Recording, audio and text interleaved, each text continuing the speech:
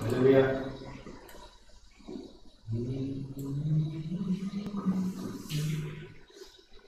ಏಳನೇ ಮುದ್ರೆ ಇದು ಬಹಿರಂಗ ಪ್ರದರ್ಶನ ಅಲ್ಲ. ಹಲ್ಲೆಲೂಯಾ. ಆತ್ಮಿಕ ಪ್ರದರ್ಶನವಾಗಿದೆ. ಹಲ್ಲೆಲೂಯಾ.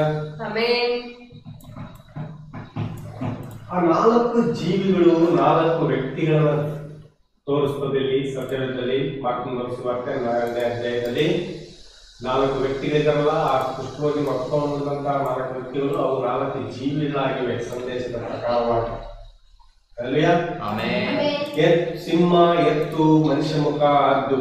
ಏದೇನ್ ತೋಟದಿಂದ ಈ 4 ಜೀವಿಗಳು ಕಾವಲು ಕಾಯ್ತಾ ಇದ್ವು. ಜೀವವೃಕ್ಷದ ಬಳಿಗೆ ಯಾರನ್ನು ಬಿಡದಂತೆ ಇವೇನ್ ಮಾಡ್ತಾ ಇದ್ವು? ಕಾವಲು ಕಾಯ್ತಾ ಇದ್ವು. ಯಾರ್ಯಾರು ಆ ವೃಕ್ಷದ ಹತ್ರ ಬರ್ಬೇಕೆಂದುಕೊಂಡ್ರೆ ಆ 4 ಜೀವಿಗಳ ಹೊರಡಿಸಿ ಬಿಡುತ್ತಿದ್ವು. ಯಾರಾದ್ರೂ ಆ ಜೀವವೃಕ್ಷದ ಬಳಿಗೆ ಬರ್ಬೇಕಂತ ಆಸೆ ಉಳ್ಳವರಾಗಿದ್ರೆ ಆ ಒಂದು 4 ಜೀವಿಗಳವರನ್ನ ಓಡಿಸಿ ಬಿಡ್ತಾ ಇದ್ರು. ಹೇಳ್ತಾರೆ, ಕರ್ತನು ಆ ಸಿಲುಬೆಯಲ್ಲಿ ಮರಣಿಸಿದ ದಿನದಿಂದ, ಕುರಿಮರಿ ವಧಿಸಲ್ಪಟ್ಟ ದಿನದಿಂದ, ಆ ಬಲಿಪೀಠದ ಮೇಲೆ ರಕ್ತ ಪ್ರೋಕ್ಷಿಸಲ್ಪಟ್ಟಿದೆ. ಆ ದಿನದಿಂದ ಆ ಜೀವಿಗಳು ಈಗ ಪ್ರಜೆಗಳನ್ನ ದೂರ ಕಳಿಸ್ತಾ ಇಲ್ಲ. ಜೀವವೃಕ್ಷದ ಬಳಿ ಬರಬೇಡ ಅಂತ ಹೇಳ್ತಾ ಇಲ್ಲ. ಆವತ್ತಿಂದ ಸಿಲುಬೆಯಲ್ಲಿ ಯಾವಾಗ ಸುರಿಸಿದ್ನೋ ಅಲ್ಲಿಂದ ಇಲ್ಲಿಯವರೆಗೆ ಏನ್ ಮಾಡ್ತಾರಲ್ಲ ಜೀವಿಗಳು, ಬರೀ ಜೀವವೃಕ್ಷದ ಬಳಿಗೆ ಬನ್ರಿ ಅಂತ ಕರೀತಾ ಇದ್ದಾರೆ. ಆದ್ರೆ ಅವರು ಅಂತಾರೆ, ಬನ್ರಿ ಜೀವವೃಕ್ಷದ ಬಳಿಗೆ ಬನ್ರಿ, ಕೈಯಿಲ್ಲದೆ ಕುಡಿಯಿರಿ ಅಂತ ಹೇಳಿ ಹೇಳುವಂತದ್ದಾಗಿದೆ. ಆ ದಿನದಿಂದ ಈ 4 ಜೀವಿಗಳು ಜೀವವೃಕ್ಷದ ಬಳಿಗೆ ಪ್ರಜೆಗಳನ್ನು ನಡೆಸ್ತಾ ಇವೆ. ಮೊದಲ ಮುದ್ರೆಯಲ್ಲಿ ಏನ್ ನಡೀತು? ಮೊದಲ ಮುದ್ರೆಯನ್ನು ಕುರಿಮರಿ ತೆಗೆದಾಗ ಮೊದಲ ಜೀವಿ ಬಾ ಅಂದಿತ್ತು, 2ನೇ ಜೀವಿ ಬಾ ಅಂದಿತ್ತು, 3ನೇ ಜೀವಿ ಬಾ ಎದ್ದಿತ್ತು, 4ನೇ ಜೀವಿ ಬಾ ಅಂತಿತ್ತು. ತಕ್ಷಣ ತಾಳ್ಮೆಯಲ್ಲಿ ನೋಡ್ತೇವೆ, ಮೊದಲ ಜೀವಿ ಬಾ ಅಂತು, 2ನೇ ಜೀವಿ ಬಾ ಅಂತು, 3ನೇ ಜೀವಿ, 4ನೇ ಜೀವಿ ಎಲ್ಲ ಬಾ ಅಂತ ಕರೀತದ. ಈಗ ಮೊದಲು ಕ್ರಿಸ್ತನ ಸಿಲುಬೆಗಿಂತ ಮುಂಚೆ ಕರೀತಾ ಇರಲಿಲ್ಲ ಅವರು. ಹಲ್ಲೆಲೂಯಾ. ಬರ್ಬೇಕಂತ ಅವ್ರನ್ನ ಓಡಿಸ್ತಾ ಇದ್ದಾರೆ. ಹಲ್ಲೆಲೂಯಾ. ಈಗ 5ನೇ ಮುದ್ರೆಯಲ್ಲಿ ಜೀವಿ ಇಲ್ಲ. ಹೋದ್ಸಾರಿ ನೋಡಿದ್ವಿ, ಹೋದ ಶುಕ್ರವಾರ ನಾವು ನೋಡಿದ್ವಿ 5ನೇ ಮುದ್ರೆಯಲ್ಲಿ ಜೀವಿ ಇಲ್ಲ. ಅಲ್ಲಿ ಬಂದು ನೋಡು ಅನ್ನುವಂತ ವ್ಯಕ್ತಿ ಎತ್ತಲ್ಪಟ್ಟಿದ್ದಾನೆ. ಬಂದು ನೋಡು ಅಂತ ಹೇಳ್ತಕ್ಕಂಥ, ಅಲ್ಲಿ ಬಂದು ನೋಡು ಅಂತ ಹೇಳಿದಾಗ ಯಾರು ಬರ್ತಾ ಇದ್ರಲ್ಲಿ? ಯೋಹಾನ್ ಬರ್ತಾ ಇದ್ದ. ಆ ಯೋಹಾನನು ಈಗ ಎತ್ತಲ್ಪಟ್ಟಿದ್ದಾನೆ. ಅದಕ್ಕಾಗಿ ಅಲ್ಲಿ ಬಂದು ನೋಡುತ್ತ ವ್ಯಕ್ತಿನೂ ಇಲ್ಲ, ಅಂತ 5ನೇ ಮುದ್ರೆಯಲ್ಲಿ ಆ ಜೀವಿನೂ ಕೂಡ ಇಲ್ಲ. ಯಾಕಂದ್ರೆ ಅಲ್ಲಿಗೆ ಅನ್ಯರ ಒಂದು ದಿನಗಳು ಮುಕ್ತಾಯ ಆದವು. ಯೋಹಾನ್ ಪರಲೋಕಕ್ಕೆ ಎತ್ತಲ್ಪಟ್ಟ, ಸಭೆ ಪರಲೋಕಕ್ಕೆ ಎತ್ತಲ್ಪಟ್ಟು, ಯೋಹಾನ್ ಕೂಡ ಅವರೊಂದಿಗೆ ಪರಲೋಕಕ್ಕೆ ಎತ್ತಲ್ಪಟ್ಟಿದ್ದಾರಂತ ಸತ್ಯವೇದ 4ನೇ ಪ್ರಕರಣ 4ನೇ ಹೇಳ್ತದೆ. ಆತನಲ್ಲಿ ನಡೆಯುವ ಶಕ್ತಿ ಬಂದಿದೆ. ಎತ್ತಲ್ಪಡುವ ವಿಶ್ವಾಸ ಆತನಲ್ಲಿ ಬಂದಿದೆ. ಆತನ ಎತ್ತಲ್ಪಟ್ಟನು. ಆತನನ್ನು ಯಾರು ಒಳಗೆ ತಂದ್ರು? ಆ 4 ಜೀವಿಗಳೇ ಒಳಗೆ ತೆಗೆದುಕೊಂಡು ಬಂದವು. 4 ಜೀವಿಗಳು, ಸಿಂಹ, ಹೋರಿ, ಮನುಷ್ಯ ಮುಖ ಮತ್ತು ಹದ್ದು. ಈ ದಿನ ನಾನು ಒಂದನ್ನು ನಿಮಗೆ ಹೇಳಬಯಸ್ತೇನೆ. ಈ ದಿನ ಸಿಂಹ, ಎತ್ತು, ಮನುಷ್ಯ ಮುಖ, ಹದ್ದು ಇವು 5 ರೀತಿ ಸೇವೆಗಳಲ್ಲಿ ಈಗ ಇವೆ. 5 ರೀತಿ ಸೇವೆಗಳಲ್ಲಿ ಈಗ ಇದಾವೆ. ಫೈಫೋಲ್ಡ್ ಮಿನಿಸ್ಟ್ರಿ. ಹಲ್ಲೆಲೂಯಾ. ಎಫೆಸ ಪತ್ರಿಕೆಯಲ್ಲಿ ಬರೆಯಲ್ಪಟ್ಟಿದೆ, ಸುವಾರ್ತಿಕ, ಅಪೊಸ್ತಲ, ಪ್ರವಾದಿ, ಉಪದೇಶಕ ಮತ್ತೆ ಬೋಧಕ. ಹಲ್ಲೆಲೂಯಾ. ಈ ರೀತಿ 5 ರೀತಿ ಸೇವೆಗಳಲ್ಲಿ ಮತ್ತು ಆ ಸಿಂಹ, ಓರಿ, ಮನುಷ್ಯ ಮುಖ ಮತ್ತೆ ಹದ್ದು ಇದ್ದಾವೆ. ಈ ರೋಗಗ್ರಸ್ತ ಶರೀರವನ್ನ ಕ್ರಿಸ್ತನ ಹತ್ತಿರ ತರುವುದಾಗಿದೆ. ಹಲ್ಲೆಲೂಯಾ. ಆಕೆಯನ್ನ ಯೇಸುವಿನ ಹತ್ತಿರ ತೆಗೆದುಕೊಂಡು ಬರಬೇಕಾಗಿದೆ. ಈ 4 ಜನರು ಯಾವ ರೀತಿಯಲ್ಲಿ ಆ ರೋಗಗ್ರಸ್ತಗಳ ಪ್ರಾಶ್ವದಂತ ವ್ಯಕ್ತಿಯನ್ನು ತೆಗೆದುಕೊಂಡು ಬಂದು, ಅದೇ ರೀತಿ ಈ 4 ಜೀವಿಗಳು ಕೂಡ ಈ ರೋಗಗ್ರಸ್ತ ಕ್ರಿಸ್ತ ವಧುವನ್ನ ತೆಗೆದುಕೊಂಡು ಬರ್ತಾ ಇದ್ದಾರೆ. ಯೇಸು ಪರಲೋಕದಲ್ಲಿ ಇಲ್ಲ. ಈಗ 7 ಮುದ್ರೆಗಳು ತೆಗೆಯಲ್ಪಟ್ಟಿವೆ. ಯೇಸು ಈಗ ಭೂಮಿ ಮೇಲೆ ಇದ್ದಾರೆ. ಏನ್ ನಡೀತಾ ಇದೆ? ಆ ಮೊದಲ 4 ಮುದ್ರೆಗಳಲ್ಲಿ ಆ ಶರೀರವನ್ನು 7ನೇ ಮುದ್ರೆಯಲ್ಲಿ ತೆಗೆದುಕೊಂಡು ಬಂದಿದೆ. ಇದನ್ನು ಎಷ್ಟು ಜನ ಗ್ರಹಿಸಿದ್ದೀರಿ? ಈ ರೋಗಗ್ರಸ್ತ ಶರೀರವನ್ನ 7ನೇ ಮುದ್ರೆಗೆ ತೆಗೆದುಕೊಂಡು ಬಂದಿದ್ದಾರೆ. ಆ 4 ಜೀವಿಗಳು ಹೊತ್ಕೊಂಡು ಬಂದಿದ್ದಾರೆ. ಈ 4 ಜೀವಿಗಳು 7ನೇ ಮುದ್ರೆಯೊಳಗೇನೆ ಜೀವ ಇರುವಂತದ್ದು ಎತ್ತಲ್ಪಡಿಕೆ ಅದರಲ್ಲಿ ಇರ್ತಕ್ಕಂಥದ್ದು ಕ್ರಿಸ್ತನ ಪ್ರವಚನದಲ್ಲಿ ಹೇಳಿದು ಬಂದಿರುವುದು. ಅದರ 4 ಮುದ್ರೆಗಳಲ್ಲಿ 5 ಸ್ವರಗಳು ತೆಗೆದುಕೊಂಡು 7ನೇ ಮುದ್ರೆ ಹತ್ತಿರ ತೆಗೆದುಕೊಂಡು ಬಂದವು. 7 ಮುದ್ರೆಗಳು ಕೆಳಗೆ ಆ ಗುಡಾರದ ದರ್ಶನದಲ್ಲಿ ಅಲ್ಲಿ ಸ್ವಸ್ಥತೆ ನಡೆದಿದೆ. ಗುಡಾರದ ದರ್ಶನದಲ್ಲಿ ಏನಿತ್ತು? ಸ್ವಸ್ಥತೆ ನಡೆಯಿತು. ಅಲ್ಲಿ ನಡೆಯುವ ಶಕ್ತಿ ಇದೆ. ಆ ಶರೀರವನ್ನು ನಡೆಸುವ ವಾಕ್ಯದ ಶಕ್ತಿ 7ನೇ ಮುದ್ರೆಯಲ್ಲಿದೆ. ಅಲ್ಲಿ ನಡೆಯುವ ಶಕ್ತಿ ಇದೆ. ಅಲ್ಲಿ ಎತ್ತಲ್ಪಡುವ ಶಕ್ತಿ ಇದೆ. ಅಲ್ಲಿ ಮನೆಗೆ ತೆಗೆದುಕೊಂಡು ಹೋಗುವಂತ ಶಕ್ತಿ ಇದೆ. ನಾನು ನೀವು ಎಲ್ಲರೂ ಕೂಡ ಮನೆಗೆ ಎತ್ತಲ್ಪಡುವರಾಗಿದ್ದೇವೆ ಅಂತ ಅದ್ಭುತವಾದ ದಿನಮಾನಗಳಲ್ಲಿ ನಾವು ಜೀವಿಸ್ತೇವೆ. ಸಾಯಂಕಾಲ ಸಮಯದಲ್ಲಿ ಬೆಳಕು ಉಂಟಾಯಿತು. ಆ 4 ಮುದ್ರೆಗಳಲ್ಲಿ 4 ಜನ ಮರಣದೂತರಿದ್ದಾರೆ, 4 ಜನ ಅದು ನೋಡಿ 6ನೇ ಅಧ್ಯಾಯದಲ್ಲಿ ಪ್ರಕಟಣೆ 6ನೇ ಅಧ್ಯಾಯದಲ್ಲಿ 4 ಜನ ಮರಣ ಕುದುರೆಗಳಿದ್ದಾವೆ, 4 ಜನ ಜೀವದ ಜೀವಿಗಳು ಕೂಡ ಇದ್ದಾವೆ. ಅರ್ಥಾತ್ ನಿಮಗೆ ಮರಣದ ವ್ಯಕ್ತಿಗಳು ಕೂಡ ಇದ್ದಾರೆ, ಸಂದೇಶಗಾರಿದ್ದಾರೆ. ಬಿಳೆ ಕುದುರೆ, ಕೆಂಪು ಕುದುರೆ, ಬೂದಿ ಕುದುರೆ, ಈ ಶರೀರ ನಾಶ ಮಾಡುವಂತ, ಈ ಆತ್ಮ ನಾಶ ಮಾಡುವಂತ ಬಿಳಿ ಕುದುರೆ, ಕೆಂಪು ಕುದುರೆ, ಕಪ್ಪು ಕುದುರೆ, ಬೂದಿ ಕುದುರೆ ಮತ್ತು ಪಾರ್ಶ್ವವಾಯುವನ್ನು ತೆಗೆದುಕೊಂಡು ಬಂದವು. ಇವು ವ್ಯಕ್ತಿಗೆ ಏನ್ ಮಾಡಿದವು? ಪಾರ್ಶ್ವವಾಯು ಹೋಗಿ ರೋಗವನ್ನು ತೆಗೆದುಕೊಂಡು ಬಂದವು. ಪ್ರವಾದಿ ಅಂದ್ರು ಯಾವಾಗ ಆ ಕುದುರೆಯ ಮೇಲೆ ಸವಾರಿ ಮಾಡುವನು ಬಂದನೋ ಅದರ ಹಿಂದೆ ಜೀವಿಯೂ ಬಂದಿತ್ತು. ಬರೀ ಕುದುರೆಗಳು ಮಾತ್ರ, ಮರಣದೂತರು ಮಾತ್ರ ಬರಲಿಲ್ಲ. ಜೀವ ಕೊಡುವಂತ, ಜೀವ ರಕ್ಷಿಸುವಂತ ಜೀವಿಗಳು ಕೂಡ ಬಂದುವಲ್ಲಿ. ಅಲ್ವಾ? ಜೀವ ಕಳಿಸುವಂತ ಜೀವಿಗಳು ಕೂಡ ಏನ್ ಮಾಡಬಲ್ಲಿ ಬಂದು ಅದರೊಂದಿಗೆ ಹೋರಾಡುವುದಕ್ಕೆ. ಯಾವ್ದೊಂದಿಗೆ? 4 ಕುದುರೆಗಳಿದಾವಲ್ಲ, ಆ ದೌಡದವಲ್ಲ, 4 ಮರಣವಂತ ಆತ್ಮಗಳಿದಾವಲ್ಲ, ಅವುಗಳೊಂದಿಗೆ ಹೋರಾಡುವುದಕ್ಕೆ ದೇವರು ಜೀವಿಯನ್ನು ಕೂಡ ಕಳಿಸಿಕೊಟ್ಟರು. 4 ಜನ ಬಂದ್ರು. ಅದು ಜೀವದ ಸಂದೇಶಗಾರರು. ಅವರು ಜೀವನ ಹಿಂದಕ್ಕೆ ತರುವುದಕ್ಕಾಗಿ ಬಂದ್ರು. 4 ಜೀವನ ನೋಡ್ರಿ, ಈ ದಿನ ಸೇವೆಯಲ್ಲಿ ಸೇವೆ ನಡೀತಾ ಇದಾವೆ. ಈ ಸೇವೆ ಏನು ಮಾಡ್ತಂದ್ರೆ ಈ ದಿನ ಶರೀರವನ್ನು ಮೇಲೆ ಎತ್ತುವಂತದ್ದಾಗಿದೆ. ಏನ್ ಕೆಲಸ ಮಾಡ್ತದೆ? ಇವತ್ತು ಮರಣಕ್ಕೊಳಗಾದಂತ, ಪಾರ್ಶ್ವಗೊಳಗಾದಂತ ಶರೀರವನ್ನ 4 ಜೀವನ ಸ್ವಸ್ಥತೆ ಉಂಟು ಮಾಡಿ ಮೇಲಕ್ಕೆ ಎಬ್ಬಿಸುವಂತ ಕೆಲಸವನ್ನ ಮಾಡುವಂತದ್ದು ಆ ಜೀವಿಗಳ ಕೆಲಸವಾಗಿದೆ. ಈ ಶರೀರವನ್ನು ಮೇಲಕ್ಕೆ ಎತ್ತುತ್ತವೆ. ಸಂಪ್ರದಾಯಗಳಲ್ಲಿ ಪಾರ್ಶ್ವಗಳಿಗೆ ಗುರಿಯಾದ ಶರೀರವನ್ನು ಅದು ಸ್ವಸ್ಥ ಮಾಡುವಂತ ವ್ಯಕ್ತಿ ಯಾರು ಇಲ್ಲ. ಲೋಕದ ಬೋಧನೆಯಿಂದ ಪಾರ್ಶ್ವವಾಗಿ ಗುರಿಯಾದ ಶರೀರವನ್ನು, ಲೋಕದ ಬೋಧನೆಗಳು, ಸ್ವಂತ ಬೋಧನೆಗಳು, ಬಿಳಾವನ ಬೋಧನೆಗಳು, ನಿಕಾಂತರ ಬೋಧನೆಗಳು,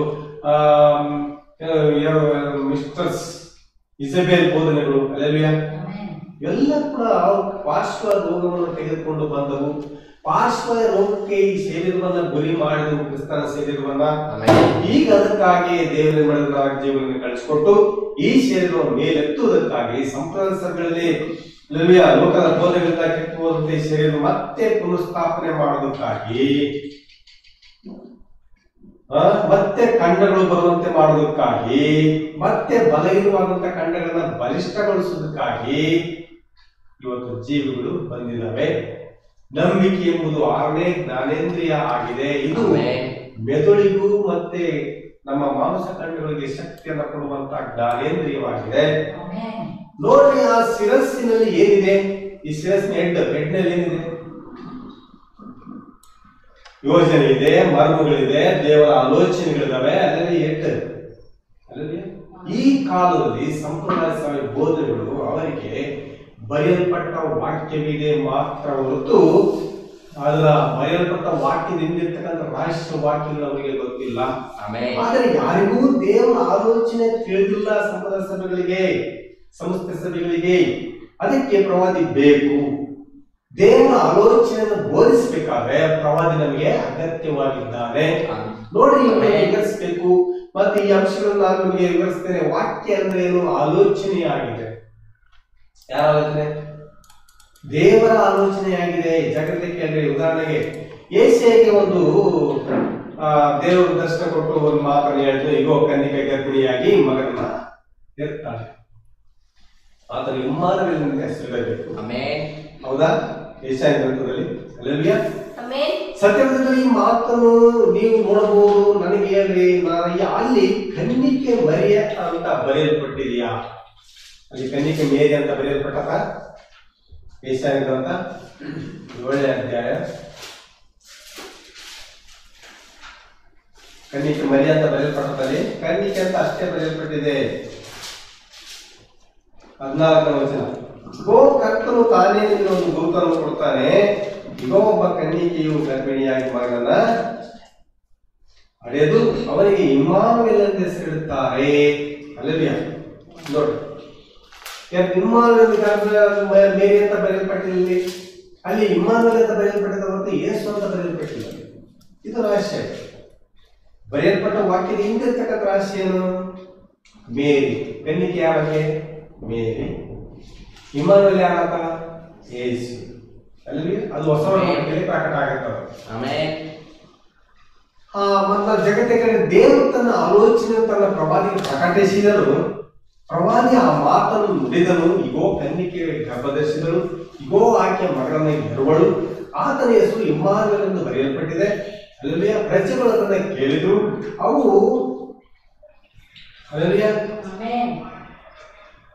ದೇವರು ಆ ಮಾತುಗಳನ್ನ ಹೇಳುವಾಗ, ಯೆಶಾಯನಿಗೆ ಈ ಮಾತುಗಳು ಕೇಳುವಾಗ ದೇವರ ಆಲೋಚನೆಯಲ್ಲಿ ಒಬ್ಬ ಯೌವನ ಕನ್ನಿಕೆ ಇದ್ದಳು. ಆಕೆ ಮೇರಿ. ಅಲ್ಲಿ ಆಕೆ ಬಾವಿ ಬಳಿಗೆ ನೀರು ತರಲು ಹೋದಾಗ ಗಬ್ರಿಯೇಲ್ ದೇವದೂತರು ಪ್ರತ್ಯಕ್ಷ ಆಕೆಗೆ ವಾಕ್ಯ ಆಕೆಗೆ ಮಾತಾಡಿದ್ರು. ಆಕೆ ಅನ್ನುತ್ತಾಳೆ, ಅಯ್ಯ ನಾನು ನಿನ್ನ ದಾಸಳು, ನೀನು ಹೇಳಿದಂತೆ ನನಗೆ ಆಗಲಿ. 9 ತಿಂಗಳ ನಂತರ ಆಕೆ ಕ್ರಿಸ್ತನಿಗೆ ಜನ್ಮವನ್ನು ಕೊಟ್ಟಳು. ಕ್ರಿಸ್ತನ ಜನ್ಮ ಕೊಟ್ಟಳು. ಯಾರಿಗೆ ಜನ್ಮ ಕೊಟ್ಟರು? ಇಮ್ಮಾನುವೇಲ್ ಯಾರು? ಅದೇ ಕ್ರಿಸ್ತನಾಗಿದ್ದಾನೆ, ಅದೇ ಯೇಸು ಆಗಿದ್ದಾನೆ. ಆತನ ಹೆಸರು ಯೇಸು. ಇದೆಲ್ಲವೂ ದೇವರ ಆಲೋಚನೆಯಲ್ಲೇ ಇದೆ. ಅಲ್ಲಿರುವ ಪ್ರತಿ ಗಂಡಸನು ದೇವರ ಆಲೋಚನೆಯಲ್ಲಿ ದೇವರ ಆಲೋಚಿಸುವಂತೆ ಮಾಡಿದನು. ಆದರೆ ದೇವರ ಆಲೋಚನೆಯಿಂದ ಸಮಸ್ತವು ಅದು ವಾಕ್ಯದ ರೂಪದಲ್ಲಿ ಅಲ್ಲಿ ವಿವರಿಸಲ್ಪಡಲಿಲ್ಲ. ಎಲ್ಲಿ ದೇವರ ಆಲೋಚನೆ ಇದ್ದಂತ ವಿಷಯಗಳು ಯೆಶಾಯನಿಗೆ ಪೂರ್ತಿ ಪ್ರಕಟ ಆಗಲಿಲ್ಲ, ಸ್ವಲ್ಪ ಅರ್ಧ ಪ್ರಕಟ ಆಯಿತು. ಇಮ್ಮಾನುವೇಲ್ ಒಬ್ಬ ಕನ್ನಿಕೆ ಅಷ್ಟೇ. ಆದ್ರೆ ಯೇಸು ಅನ್ನುವಂಥದ್ದು, ಆಕೆ ಮೇರಿ ಕನ್ನಿಕೆ ಅನ್ನುವಂಥದ್ದು ಅದು ಹೊಸ ಒಡಂಬಡಿಕೆ ನಮಗೆ ಪ್ರತ್ಯಕ್ಷ ಆಗುತ್ತೆ. ಸುಮಾರು ಎಷ್ಟು ವರ್ಷ? 700 ವರ್ಷಗಳ ನಂತರ. ಹೌದಾ? ಅದಕ್ಕೆ ಮೇರಿ ಅಲ್ಲಿ ಬಾವಿ ಬಳಿಗೆ ನೀರು ತರಕ್ಕೆ ಹೋದಾಗ ಗಬ್ರಿಯೇಲ್ ದೇವದೂತರು ಭೇಟಿಯಾಗಿ ಅದೇ ಕನ್ನಿಕೆ ಯೆಶಾಯನಿಗೆ ಪ್ರಕಟ ಕನ್ನಿಕೆ ಅಂತ ಹೇಳಿದ್ರಲ್ಲ, ಅದೇ ಕನ್ನಿಕೆ ಪ್ರತ್ಯಕ್ಷ ಆಗಲಿಲ್ಲ. ಹೊಸ ಒಡಂಬಡಿಕೆ ಆಕೆ ಮೇರಿ ಆಗಿದ್ದಾಳೆ. ಆತನ ಹೆಸರು ಇಮ್ಮಾನುವೇಲ್ ಅಂತ ಇಲ್ಲಿ ಬರೆಯಲ್ಪಟ್ಟಿದೆ. ಆಗ ಅಲ್ಲಿ ಯೇಸು ಅಂತ ಕಾರಣ. ಇವೆಲ್ಲವೂ ಕೂಡ ದೇವರ ರಹಸ್ಯ. ಸ್ವಲ್ಪ ದೇವರು ಯೆಶಾಯನಿಗೆ ತಿಳಿಸಿದ ಮತ್ತೆ ನೆಕ್ಸ್ಟ್ ಇನ್ನೂ ಅರ್ಧ ಭಾಗ ಅಲ್ಲಿ ಹೊಸ ಒಡಂಬಡಿಕೆಯಲ್ಲಿ ಪ್ರಕಟ ಆಗುತ್ತೆ. ಈ ರೀತಿ 9 ತಿಂಗಳು ಜನ್ಮ ಕೊಟ್ಟು ಅದರ ಕ್ರಿಸ್ತನಿಗೆ ಆತನ ಹೆಸರು ಯೇಸು. ಇದೆಲ್ಲವೂ ದೇವರ ಆಲೋಚನೆಯಲ್ಲಿ ಇತ್ತು. ಅದು ಯೆಶಾಯನಿಗೆ ಪ್ರಕಟ ಆಗಿರಲಿಲ್ಲ. ಅದರಲ್ಲಿ ನಾವು ಪ್ರತಿ ಗಂಡಸು ಅಲ್ಲಿಯ ದೇವರ ಆಲೋಚನೆಯಾಗಿದ್ದರು. ಆದರೆ ದೇವರು ಆಲೋಚಿಸಿದ ಸಮಸ್ತವು ವಾಕ್ಯದಲ್ಲಿ ವಿವರಿಸಲ್ಪಡಲಿಲ್ಲ, ಯೆಶಾಯನಿಗೆ ಪ್ರಕಟವಾಗಲಿಲ್ಲ. ವಾಕ್ಯ ಏನ್ ಹೇಳ್ತದೆ? ಕನ್ನಿಕೆ ಹೆಸರಿಲ್ಲ, ಯೇಸು ಅಂತಕ್ಕಂಥ ಹೆಸರು ಕೂಡ ಇಮ್ಮಾನುವೇಲ್ ಅಂತ ಬರೆಯಲ್ಪಟ್ಟಿದೆ, ಕನ್ನಿಕೆ ಅಂತ ಬರೆಯಲ್ಪಟ್ಟಿದೆ. ಅಲ್ಲಿ ಇರುವಂತ ಟೈಮ್ ಕೂಡ ಇಲ್ಲ, ಇಂಥ ತಾರೀಕು ಇಂಥ ಸ್ಥಳ ಅಂತ ಇಲ್ಲ. ಗಬ್ರಿಯೇಲ್ ಬಂದರು, ಗಂಡನಾದ ಯೋಸೇಫನಿಗೆ ವಿವರಿಸಿದರು. ವಿವರಣೆ ಎಲ್ಲವನ್ನೂ ಕೂಡ ಈ ಪ್ರವಾದನೆಯಲ್ಲಿ ವಿವರಿಸಲ್ಪಡಲಿಲ್ಲ. ಆ ವಿವರಗಳೆಲ್ಲವೂ ಅದು ನಡೆಯಬೇಕಾದದ್ದೆಲ್ಲವೂ ಅದು ದೇವರ ಆಲೋಚನೆಯಲ್ಲಿದ್ದುವು. ಯೆಶಾಯ ಮೂಲಕ ಮಾತಾಡಿದ ಸಹೋದರೇ, ಆಲೋಚನೆಯಲ್ಲಿ ಇನ್ನು ಬಹಳ ವಿಚಾರಗಳಿವೆ, ಅದೆಲ್ಲವೂ ಭರಿಸಲು ಆಗಲಿಲ್ಲ ಯೆಶಾಯನ ಬಳಿಯಲ್ಲಿ. ಈ ವಾಕ್ಯಗಳು ಬರೆಯಲ್ಪಟ್ಟ ಭಾಗವಾಗಿವೆ. ಆದರೆ ಆ ವಾಕ್ಯದ ಹಿಂದೆ ಇರುವಂತದ್ದು ದೇವರ ಆಲೋಚನೆಯಾಗಿದೆ. ಅದೇ ಬರೆಯಲ್ಪಡದ ವಾಕ್ಯವಾಗಿದೆ. ಆ ಬರೆಯಲ್ಪಡದ ವಾಕ್ಯವೇ ದೇವರ ಆಲೋಚನೆಯಾಗಿದೆ. ವಾಕ್ಯವಾಗಿ ಬರೆಯಲ್ಪಡದ ವಾಕ್ಯಕ್ಕೆ ವಾಕ್ಯಗಳು ಬರೆಯಲ್ಪಡುತ್ತವೆ. ಈ ವಾಕ್ಯ ಯಾಕೆ ಬರೆಯಲ್ಪಟ್ಟವಂದ್ರೆ ವಾಕ್ಯದ ಹಿಂದೆ ಸಾಕಷ್ಟು ಮರ್ಮ ಅಡಗಿದೆ, ದೇವರ ಆಲೋಚನೆ ಇದೆ. ಬರೆಯಲ್ಪಟ್ಟದ್ದು ಸ್ವಲ್ಪ, ಬರೆಯಲ್ಪಟ್ಟದ್ದು ಸಾಕಷ್ಟು ಇದೆ. ಬರೆಯಲ್ಪಟ್ಟಿರ್ತಕ್ಕಂಥ ವಾಕ್ಯವನ್ನು ತೋರಿಸಲಿಕ್ಕಾಗಿ ಬರೆಯಲ್ಪಟ್ಟಿದೆ ಸ್ವಲ್ಪ. ಅವು ಕೆಲವರ ಜೀವಿತದಲ್ಲಿ ನೆರವೇರಬೇಕಾಗಿದೆ. ಈ ಕಾಲದಲ್ಲಿ ಏನ್ ನಡೆದಿದೆ? 7 ಗುರುಗಳು ಅವುಗಳ ಸ್ವರವನ್ನು ನುಡಿದವು. ಯೋಹಾನವನ್ನು ಬರೀಬೇಕಂತ ಮುಂದಾದನು, ಆದ್ರೆ ದೇವರೆಲ್ಲ ಬರಿಬೇಡ ಅಂತ 10ನೇ ಅಧ್ಯಾಯದಲ್ಲಿ ಹಲ್ಲೆಲೂಯಾ 7ನೇ ಮುದ್ರೆ ಕೆಳಗೆ ಸಹೋದರ ಸಂದೇಶ ಬೋಧಿಸ್ತಾರೆ. ಆತನ ಅಂದನು 7 ಮುದ್ರೆಗಳು ಅವು 3 ಪದಗಳಿವೆ. ಒಂದು ನಾನು ಬೋಧಿಸಿದ್ದೇನೆ, ಈಗ ಆಲ್ರೆಡಿ ಪ್ರವಾದಿ ಹೇಳ್ತಾರೆ 7 ಮುದ್ರೆಗಳು 3 ಪದಗಳಿವೆ. ಒಂದು ನಾನು ಬೋಧಿಸಿದ್ದೇನೆ, ಎರಡನೇದು ಗುಡುಗುಗಳು, ಮತ್ತೊಂದು ವಿವರಿಸಲಾರೆ. 7 ಮುದ್ರೆ ಎಷ್ಟು ಪದಗಳಿದೆ? 3 ಪದಗಳಿವೆ. 3 ಅಂಶಗಳನ್ನು ಒಳಗೊಂಡಿದ್ದೇವೆ. ಒಂದು ನಾನು ಆಲ್ರೆಡಿ ಬೋಧಿಸಿದ್ದೇನೆ ಅಂತ ಪ್ರವಾದಿ ಹೇಳ್ತಾರೆ, ಎರಡನೇದು ಗುಡುಗುಗಳು ಅಂತ ಹೇಳ್ತಾರೆ, ಮತ್ತೊಂದು ನಾನು ವಿವರಿಸಲಾರೆ ಎಂದು ಹೇಳಿ. ಅದು ತಿಳಿಯದ ಭಾಷೆಯಲ್ಲಿದೆ ಅಂತ ಹೇಳಿದ್ರು, ಅದನ್ನು ಅನುವಾದಿಸಲಾರೆ. ಜನ ಕೇಳ್ತಾರೆ, ಸಹೋದರ ಬ್ರಹ್ಮನ್ ಅವರೇ ನೀವೇ ಅದಕ್ಕೆ ಅನುವಾದ ಕೊಡಲಿಲ್ಲ ಅಂತ ಮತ್ತೆ ಯಾಕೆ ಕೊಡ್ತಾರೆ? ದೇವರು ತನ್ನ ಸ್ವಂತ ವಾಕ್ಯಕ್ಕೆ ಅನುವಾದಕನಾಗಿದ್ದಾನೆ. ಆದ್ರೆ ದೇವರು ಹೇಗೆ ಅದನ್ನು ಅನುವಾದಿಸ್ತಾನೆ? ಆದ್ರೆ ದೇವರು ಅನುವಾದ ಮಾಡುವುದಲ್ಲ, ದೇವರ ಅನುವಾದ ಏನಂದ್ರೆ ನುಡಿಯಲ್ಪಟ್ಟ ವಾಕ್ಯ ನೆರವೇರುವುದೇ ಆಗಿದೆ. ನೆರವೇರ್ತದೆ ನಮ್ಮ ಜೀವನದಲ್ಲಿ. ಅದು ನನಗೆ ಗೊತ್ತಿಲ್ಲ ಅಂತ ಪ್ರವಾದಿ ಹೇಳಿದ್ರಲ್ಲ, ಒಂದು ಬೋಧಿಸಿದ್ದೇನೆ, ಮತ್ತೊಂದು ವಿವರಿಸಲಾರೆ, ಒಂದು ಗುಡುಗು. ಅಲ್ಲಲ್ಲಿ ವಿವರಿಸಲಾರೆ ಒಂದು ವಿಷಯ ಇತ್ತು, ಅದು ನೆರವೇರಬೇಕಾಗಿದೆ ಅಷ್ಟೇ. ಅದು ಎತ್ತಲ್ಪಡುವಿಕೆ ಆಗಿದೆ ಅಷ್ಟೇ, ವಿವರಿಸೋದಕ್ಕೆ ಬರೋದಿಲ್ಲ. ಅಲ್ಲಿ ಎತ್ತಲ್ಪಡುವಂತ ವಿಷಯ ಕ್ರಿಯೆ ಇದೆ. ಆ ಕ್ರಿಯೆ ಆದಾಗ ಅದು ಅಲ್ಲಿ ಏನಾಗುತ್ತೆ, ವಾಗ್ದಾನ ನೆರವೇರ್ತದೆ. ಅಲ್ಲಲ್ಲಿಯ ನೆರವೇರ್ತದೆ, ಬೋಧಿಸಲಾಗುವುದಿಲ್ಲ ಅಂದ್ರೆ ಅದು ನಡೆಯುವುದಾಗಿದೆ. ಅದರ ಜೀವಿತದಲ್ಲಿ, ನಮ್ಮ ಜೀವಿತದಲ್ಲಿ ನಡೆಯುವುದಾಗಿದೆ. ಕೆಲವು ಜನ ಇದ್ದಾರೆ ಇಲ್ಲಿ, ಅಲ್ಲಿಯ ಕೆಲವು ಜನ ಸಹೋದರಿದ್ದಾರೆ, ಕೆಲವು ಮಂದಿ ಸಹೋದರಿಯರಿದ್ದಾರೆ. ಓಕೆ, ಅವರೆಲ್ಲ ಅವರಿಗೆ ಕೆಲವು ಹೆಸರುಗಳಿವೆ. ಆ ಗ್ರಂಥದಲ್ಲಿ ಕೆಲವು ಹೆಸರು ಬರೆಯಲ್ಪಟ್ಟಿದೆ. ಆ ಗ್ರಂಥದಲ್ಲಿ ಕುರಿಮರಿ ಭಾಗದಲ್ಲಿ, ಅಲ್ಲಲ್ಲಿ ಕುರಿಮರಿ ಜೀವಗ್ರಂಥದಲ್ಲಿ ಕೆಲವು ಹೆಸರು ಏನಾಗಿದೆ ಬರೆಯಲ್ಪಟ್ಟಿದೆ. ಆ ಮುದ್ರೆ ಕೆಳಗೆ 7ನೇ ಮುದ್ರೆ ಎಲ್ಲಿದೆ, ಎಲ್ಲಿ ನಡೀತದೆ? ಅದು ಆಲೋಚನೆ. 7ನೇ ಮುದ್ರೆ ಏನಾಗಿದೆ? ಅದೊಂದು ಆಲೋಚನೆ. ಆ ಹೆಸರುಗಳಿಗಿರುವ ಕೆಲವು ಆಲೋಚನೆ ಅವು ಎಂದೂ ಬರೆಯಲ್ಪಡಲಿಲ್ಲ. ಆ ಹೆಸರು ಬರೆಯಲ್ಪಟ್ಟ ಹೆಸರುಗಳಿಗಾಗಿರುವಂತ ಆಲೋಚನೆ ಆ ಗ್ರಂಥದಲ್ಲಿ ಬರೆಯಲ್ಪಡಲ್ಲ. ಆ ಹೆಸರುಗಳಿರ್ತಾವಲ್ಲ ಅವರಿಗಾಗಿ ಆ ಆಲೋಚನೆ ಹೇಳುತ್ತದೆ. ಅಲ್ಲಲ್ಲಿ ಎಲ್ಲರಿಗೆಲ್ಲ ಹೇಳುವ ರಹಸ್ಯ ಶಬ್ದ ನಿಶಬ್ದವಾಗಿದೆ. ಅಲ್ಲಲ್ಲಿ ಅದು ಆ ಬುಕ್ಕಿನಲ್ಲಿ ಜೀವ ಗ್ರಂಥದಲ್ಲಿ ಇರುವಂತ ಜನರಿಗೋಸ್ಕರ ಅವು ಮರೆಯಾಗಿವೆ. ಅವರಿಗೆ ಮಾತ್ರ ಅದು ತಿಳಿಸಲ್ಪಡುತ್ತವೆ. ಅರ್ಥ ನಮಗೆ ಹೆಸರುಗಳಿರುವ ಕೆಲವರಿಗೆ ಈ ಆಲೋಚನೆ ಹೇಳುವುದೇ ಅವು ಎಂದೂ ಬರೆಯಲ್ಪಡಲಿಲ್ಲ. ನಿಮಗೆ ಗೊತ್ತಿರಲಿ, ದೇವರು ನಿಮ್ಮಲ್ಲಿ ಬರೆಯುತ್ತಿರುವ ಸಜೀವವಾದ ಪತ್ರಿಕೆ ಆಗಿದ್ದೀರಿ. ದೇವರ ಪತ್ರಿಕೆ ನೀವೇ ಆಗಿದೆ. ಅವು ಬರೆಯಲ್ಪಟ್ಟ ವಾಕ್ಯವಾಗಿವೆ. ಆ ಲೈನ್ ನಲ್ಲಿರುವ ವ್ಯಕ್ತಿ ನೀನು ಆಗಿರ್ಬೋದು.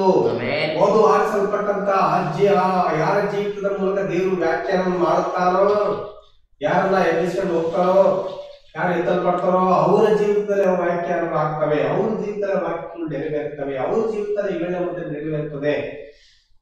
ಆ ವಾಕ್ಯದ ಹಿಂದೆ ಇರುವ ಆಲೋಚನೆಗಳನ್ನು ಅದೇ ರೀತಿ ಪ್ರಕಟಣೆ ಅಂತ 10:7 7ನೇ ದೂತ ನುಡಿಯುವ ದಿನದಲ್ಲಿ ಆ ಆಲೋಚನೆಗಳಲ್ಲಿ ಏನಿದೆ? ಸಹೋದರ ಗ್ರಹಂ ಇದ್ದಾರೆ ಆಲೋಚನೆ. ಹಲ್ಲೆಲೂಯಾ. ಅವರು ಗ್ರಹಂ ಕುರಿತು ಆಲೋಚಾರ ದೇವರು ಪ್ರವಾದಿ ಕುರಿತು ದೇವರೇ ಮಾಡೋ ಆಲೋಚನೆ ಮಾಡಿದ್ರು. ಅವರನ್ನ ಪ್ರತ್ಯಕ್ಷತೆಗೆ ತಂದು ಪಬ್ಲಿಕ್ ತೆಗೆದುಕೊಂಡು ಬಂದ್ರು. ಆದ್ರೆ ಬೈಬಲ್ ನಲ್ಲಿ ಗ್ರಹಂ ಅಂತ ಹೆಸರು ಬರ್ದಿಲ್ಲ ಅಲ್ವೇ ಅಂತ ನೀವು ಕೇಳ್ಬೋದು. ಆದ್ರೆ 7ನೇ ದೂತ ಅಂತ ಬರೆಯಲ್ಪಟ್ಟಿದೆ. ಆದ್ರೆ ದೇವರು ಆಲೋಚನೆಯಲ್ಲಿದೆ. ಆ ಹೆಸರೇನಾಗಿದೆ? ದೇವರ ಆಲೋಚನೆಯಲ್ಲಿದೆ. ಅದೇ ರೀತಿ ಪ್ರಕಟಣೆ 10 ಅಧ್ಯಾಯದ 8, 11 ಯೋಹಾನ ಆ ಗ್ರಂಥವನ್ನು ತೆಗೆದುಕೊಂಡು ತಿನ್ನು ಮತ್ತೆ ಪ್ರವಾದಿಸಬೇಕಂತ ದೇವರು ಹೇಳಿದ್ರು. ದೇವರ ಆಲೋಚನೆಯಲ್ಲಿ ಯಾರಿದ್ದಾರೆ? ಅವರಲ್ಲಿ ಕೆಲವರು ಇಲ್ಲಿ ಕೂತಿದ್ದಾರೆ. ದೇವರ ಆಲೋಚನೆ ಕೆಲವರು ಇಲ್ಲಿ ಕೂತಿದ್ದಾರೆ. 7ನೇ ಮುದ್ರೆಯಲ್ಲಿ ಕೆಲವರು ಇಲ್ಲಿ ಕೂತಿದ್ದಾರೆ. ಅಲ್ಲವೇ? ನೀನು ನಾನು ಈ ಸಮಯದಲ್ಲಿ ಇದ್ದೇವೆ. 7ನೇ ಮುದ್ರೆ ಕಾರ್ಯ ನಡೆಯುವಂತ ಸಮಯದಲ್ಲಿ ನಾವು ಇದ್ದೇವೆ. ದೇವರ ಆಲೋಚನೆಯಲ್ಲಿದ್ದೇವೆ. ಪ್ರಕಟಣೆ 10 10 8 11ವರೆಗೆ ಅವರು ಮಾತಾಡುತ್ತಿರುವಾಗ ಕೆಲವು ಹೆಸರುಗಳು ಆ ಬರೆಯಲ್ಪಟ್ಟ ವಾಕ್ಯವನ್ನು ಕೆಲವರು ನೆರವೇರಿಸಲು ಹೋಗುತ್ತಾರೆ. ಜಾಗೃತಿ ಕೇಳ್ರಿ, ಈ ವಾಕ್ಯವು ನಿನ್ನಲ್ಲಿ ಬರೆಯಲ್ಪಡುತ್ತಿದೆ. ಇದು ಬಹಿರಂಗ ಪ್ರದರ್ಶನ ಅಲ್ಲ. ಸೈತಾನಿಗೆ ಇದ್ರ ಬಗ್ಗೆ ಏನು ಗೊತ್ತಿಲ್ಲ. ಆಮೆನ್.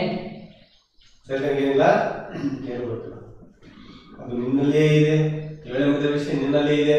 ಸೈತಾನಿಗೆ ಇದ್ರ ಬಗ್ಗೆ ಏನು ಗೊತ್ತಿಲ್ಲ. ಎತ್ತಲ್ಪಡುವಂತ ಆ ಆಲೋಚನೆ ಇರ್ತಕ್ಕಂಥ ದೇವರ ಆಲೋಚನೆ ಇರ್ತಕ್ಕಂಥ ಹೆಸರುಗಳು ಇಲ್ಲೇ ಕೂತಿದ್ದೀರಿ, ಆದ್ರೆ ಇವ್ರ ಬಗ್ಗೆ ಸೈತಾನಿಗೆ ಗೊತ್ತಿಲ್ಲ. ಸ್ತೋತ್ರ. ಈ 4 ಜನ ವ್ಯಕ್ತಿಗಳು ಏನ್ ಮಾಡ್ತಾರಪ್ಪ ಅಂದ್ರೆ ರೋಗಗ್ರಸ್ತ ಶರೀರವನ್ನ ಕ್ರಿಸ್ತನ ಬಳಿಗೆ ತೆಗೆದುಕೊಂಡು ಬರ್ತಾ ಇದ್ದಾರೆ. ಆ ಮನೆಯಲ್ಲಿ ಯೇಸು ಯಾವ ಮನೆಯಲ್ಲಿ ಇದ್ರು ಆ ಮನೆಗೆ ತೆಗೆದುಕೊಂಡು ಬರ್ತಾ ಇದ್ದಾರೆ ಇವರು. ನಾನು ಅದನ್ನು ಛಾಯೆ ಮತ್ತು ಚಿಹ್ನೆ ರೂಪದಲ್ಲಿ ಬೋಧಿಸ್ತೇನೆ, ನೋಡಿ ಕೇಳ್ರಿ. ಪರಿಶುದ್ಧಾತ್ಮನು ನಿಮಗೆ ಗ್ರಹಿಸುವ ಶಕ್ತಿಯನ್ನು ಕೊಡ್ರಿ. ಆ 4 ಜನ ಆ ರೋಗಿಗಳ ಶರೀರವನ್ನು ರೋಗಿಯ ಶರೀರವನ್ನು 4 ಜನ ತೆಗೆದುಕೊಂಡು ಬರ್ತಾ ಇದ್ರೆ, ಆದ್ರೆ ಮುಂಚೆ ಅಲ್ಲೆಲ್ಲ ಪೂರ್ತಿಯಾಗಿ ಭರ್ತಿಯಾಗಿ ಮನೆ ಒಳಗೆ ಹೋಗೋದಕ್ಕೆ ಸ್ಥಳ ಇರ್ಲಿಲ್ಲ. ಆದ್ರೆ ನೀವೇ ಕಡೆಯ ಪ್ರಜೆಗಳಾಗಿದ್ದೀರಿ. ಇವರೇನು ಹೊತ್ಕೊಂಡ್ರಲ್ಲ ಯಾರು ಪಾರ್ಶ್ವ ರೋಗಿನ, ಅವರೇ ಕಡೆಯ ಪ್ರಜೆಗಳು, ಕಡೆಗೆ ತಲುಪುವಂತ ಜನ ಅವರು. ಅಲ್ಲೆಲ್ಲೂಯ್ಯ. ನೀವೇ ಕಡೆಯ ಪ್ರಜೆಗಳಾಗಿದ್ದೀರಿ. ಈ ಪವಿತ್ರಾತ್ಮ ಹೊಂದಲು ಹೋಗುತ್ತೀರಿ. ನಿಮ್ಮ ನಂತರ ದ್ವಾರ ಮುಚ್ಚಲ್ಪಡುತ್ತದೆ. ಏನಾದ್ರು ಗೊತ್ತಾ? ಆ ಮನೆ ಪೂರ್ತಿಯಾಗಿತ್ತು, ಇನ್ನು ಹೊರಗಡೆ ಹೊರಟು ಹೋಗಿ ಅಂತ ಹೇಳಿ ಇದ್ದವ್ರು ಹೇಳಿದ್ರು, ಬರಕ್ ಹೋಗ್ಬೇಡ್ರಿ, ಸ್ಥಳ ಇಲ್ಲ ಅಂತ ಹೇಳಿದ್ರು. ಸ್ಥಳ ಇಲ್ಲ, ಪೂರ್ತಿಯಾಗಿದೆ, ತಡವಾಗಿ ಬಂದಿದ್ದೀರಿ ನೀವು. ಅಲ್ಲಿ ನಿಮ್ಗೆ ಏನು ಸ್ಥಳಾವಕಾಶ ಇಲ್ಲ ಅಂತ ಹೇಳಿದ್ರಲ್ಲಿ ರೋಗಗ್ರಸ್ತ ಶರೀರವನ್ನ ಬಿಟ್ಕೊಳಕ್ ಆಗ್ತಾ ಇಲ್ಲ. ಅವರಿಗೆ ಬಿಟ್ಟು ಹೋಗಕ್ಕಾಗ್ತಾ ಇಲ್ಲ, ತಮ್ಮ ದೇಶ ಬಳಿಗೆ ಹೋಗಕ್ಕಾಗ್ತಾ ಇಲ್ಲ. ಅವ್ರೇನ್ ಮಾಡ್ತಾ ಇದಾರೆ? ಚರ್ಚಿಸ್ತಾ ಇದಾರೆ. ಅಲ್ಲೆಲ್ಲೂಯ್ಯ. ತಡವಾಗಿ ಬಂದಿದ್ದಾರೆ. ಇಲ್ಲಿ ನೋಡ್ರಿ, ಈ ರೋಗಗ್ರಸ್ತ ಶರೀರವನ್ನು ಹೊತ್ತುಕೊಂಡು ಬರುತ್ತಾರೆ. ಆತನನ್ನ ಅವರು ಎಷ್ಟು ಪ್ರೀತಿಸಿದ್ರಂದ್ರೆ, ಆದ್ರೆ ಆ ಸ್ಥಳಕ್ಕೆ ಬಂದಾಗ ಅವರಿಗೆ ನಿರುತ್ಸಾಹ ಉಂಟಾಗ, ಬಹಳ ಆಸಕ್ತಿ ತಗೊಂಡ್ರತ್ನ. ಆದ್ರೆ ಸ್ಥಳಕ್ಕೆ ಬರುವಾಗ ಅವ್ರಿಗೆ ನಿರಾಸೆ ಉಂಟಾಯ್ತು. ಯಾಕೆ? ಸ್ಥಳ ಅಯ್ಯ ನಾವು ಒಳಗೆ ಹೋಗ್ಬೋದಾ? ಆ ವ್ಯಕ್ತಿ ಹೇಳ್ತಾನೆ, ಹೇಗೆ ಹೋಗ್ತೀಯಪ್ಪ, ನೋಡು ಎಲ್ಲ ಸ್ಥಳ ತುಂಬಿವಿ, ನೋಡು ಜನರೆಲ್ಲ ಎಷ್ಟು ಜನ ಇದ್ದಾರೆ, ಪೂರ್ತಿಯಾಗಿ ತುಂಬಿ ಹೋಗಿದೆ. ಯೇಸುವಿನ ಸುತ್ತಲೂ ಎಷ್ಟೋ ಜನ ಇದ್ದಾರೆ. ಎಲ್ಲರಿಗೂ 1ನೇ ಹೇಳ್ತಾ 2ನೇ ಹೇಳ್ತಾ ಬೇಕು, ಆದ್ರೆ 3ನೇ ಹೇಳ್ತಾ ಯಾರಿಗೂ ಬೇಡ.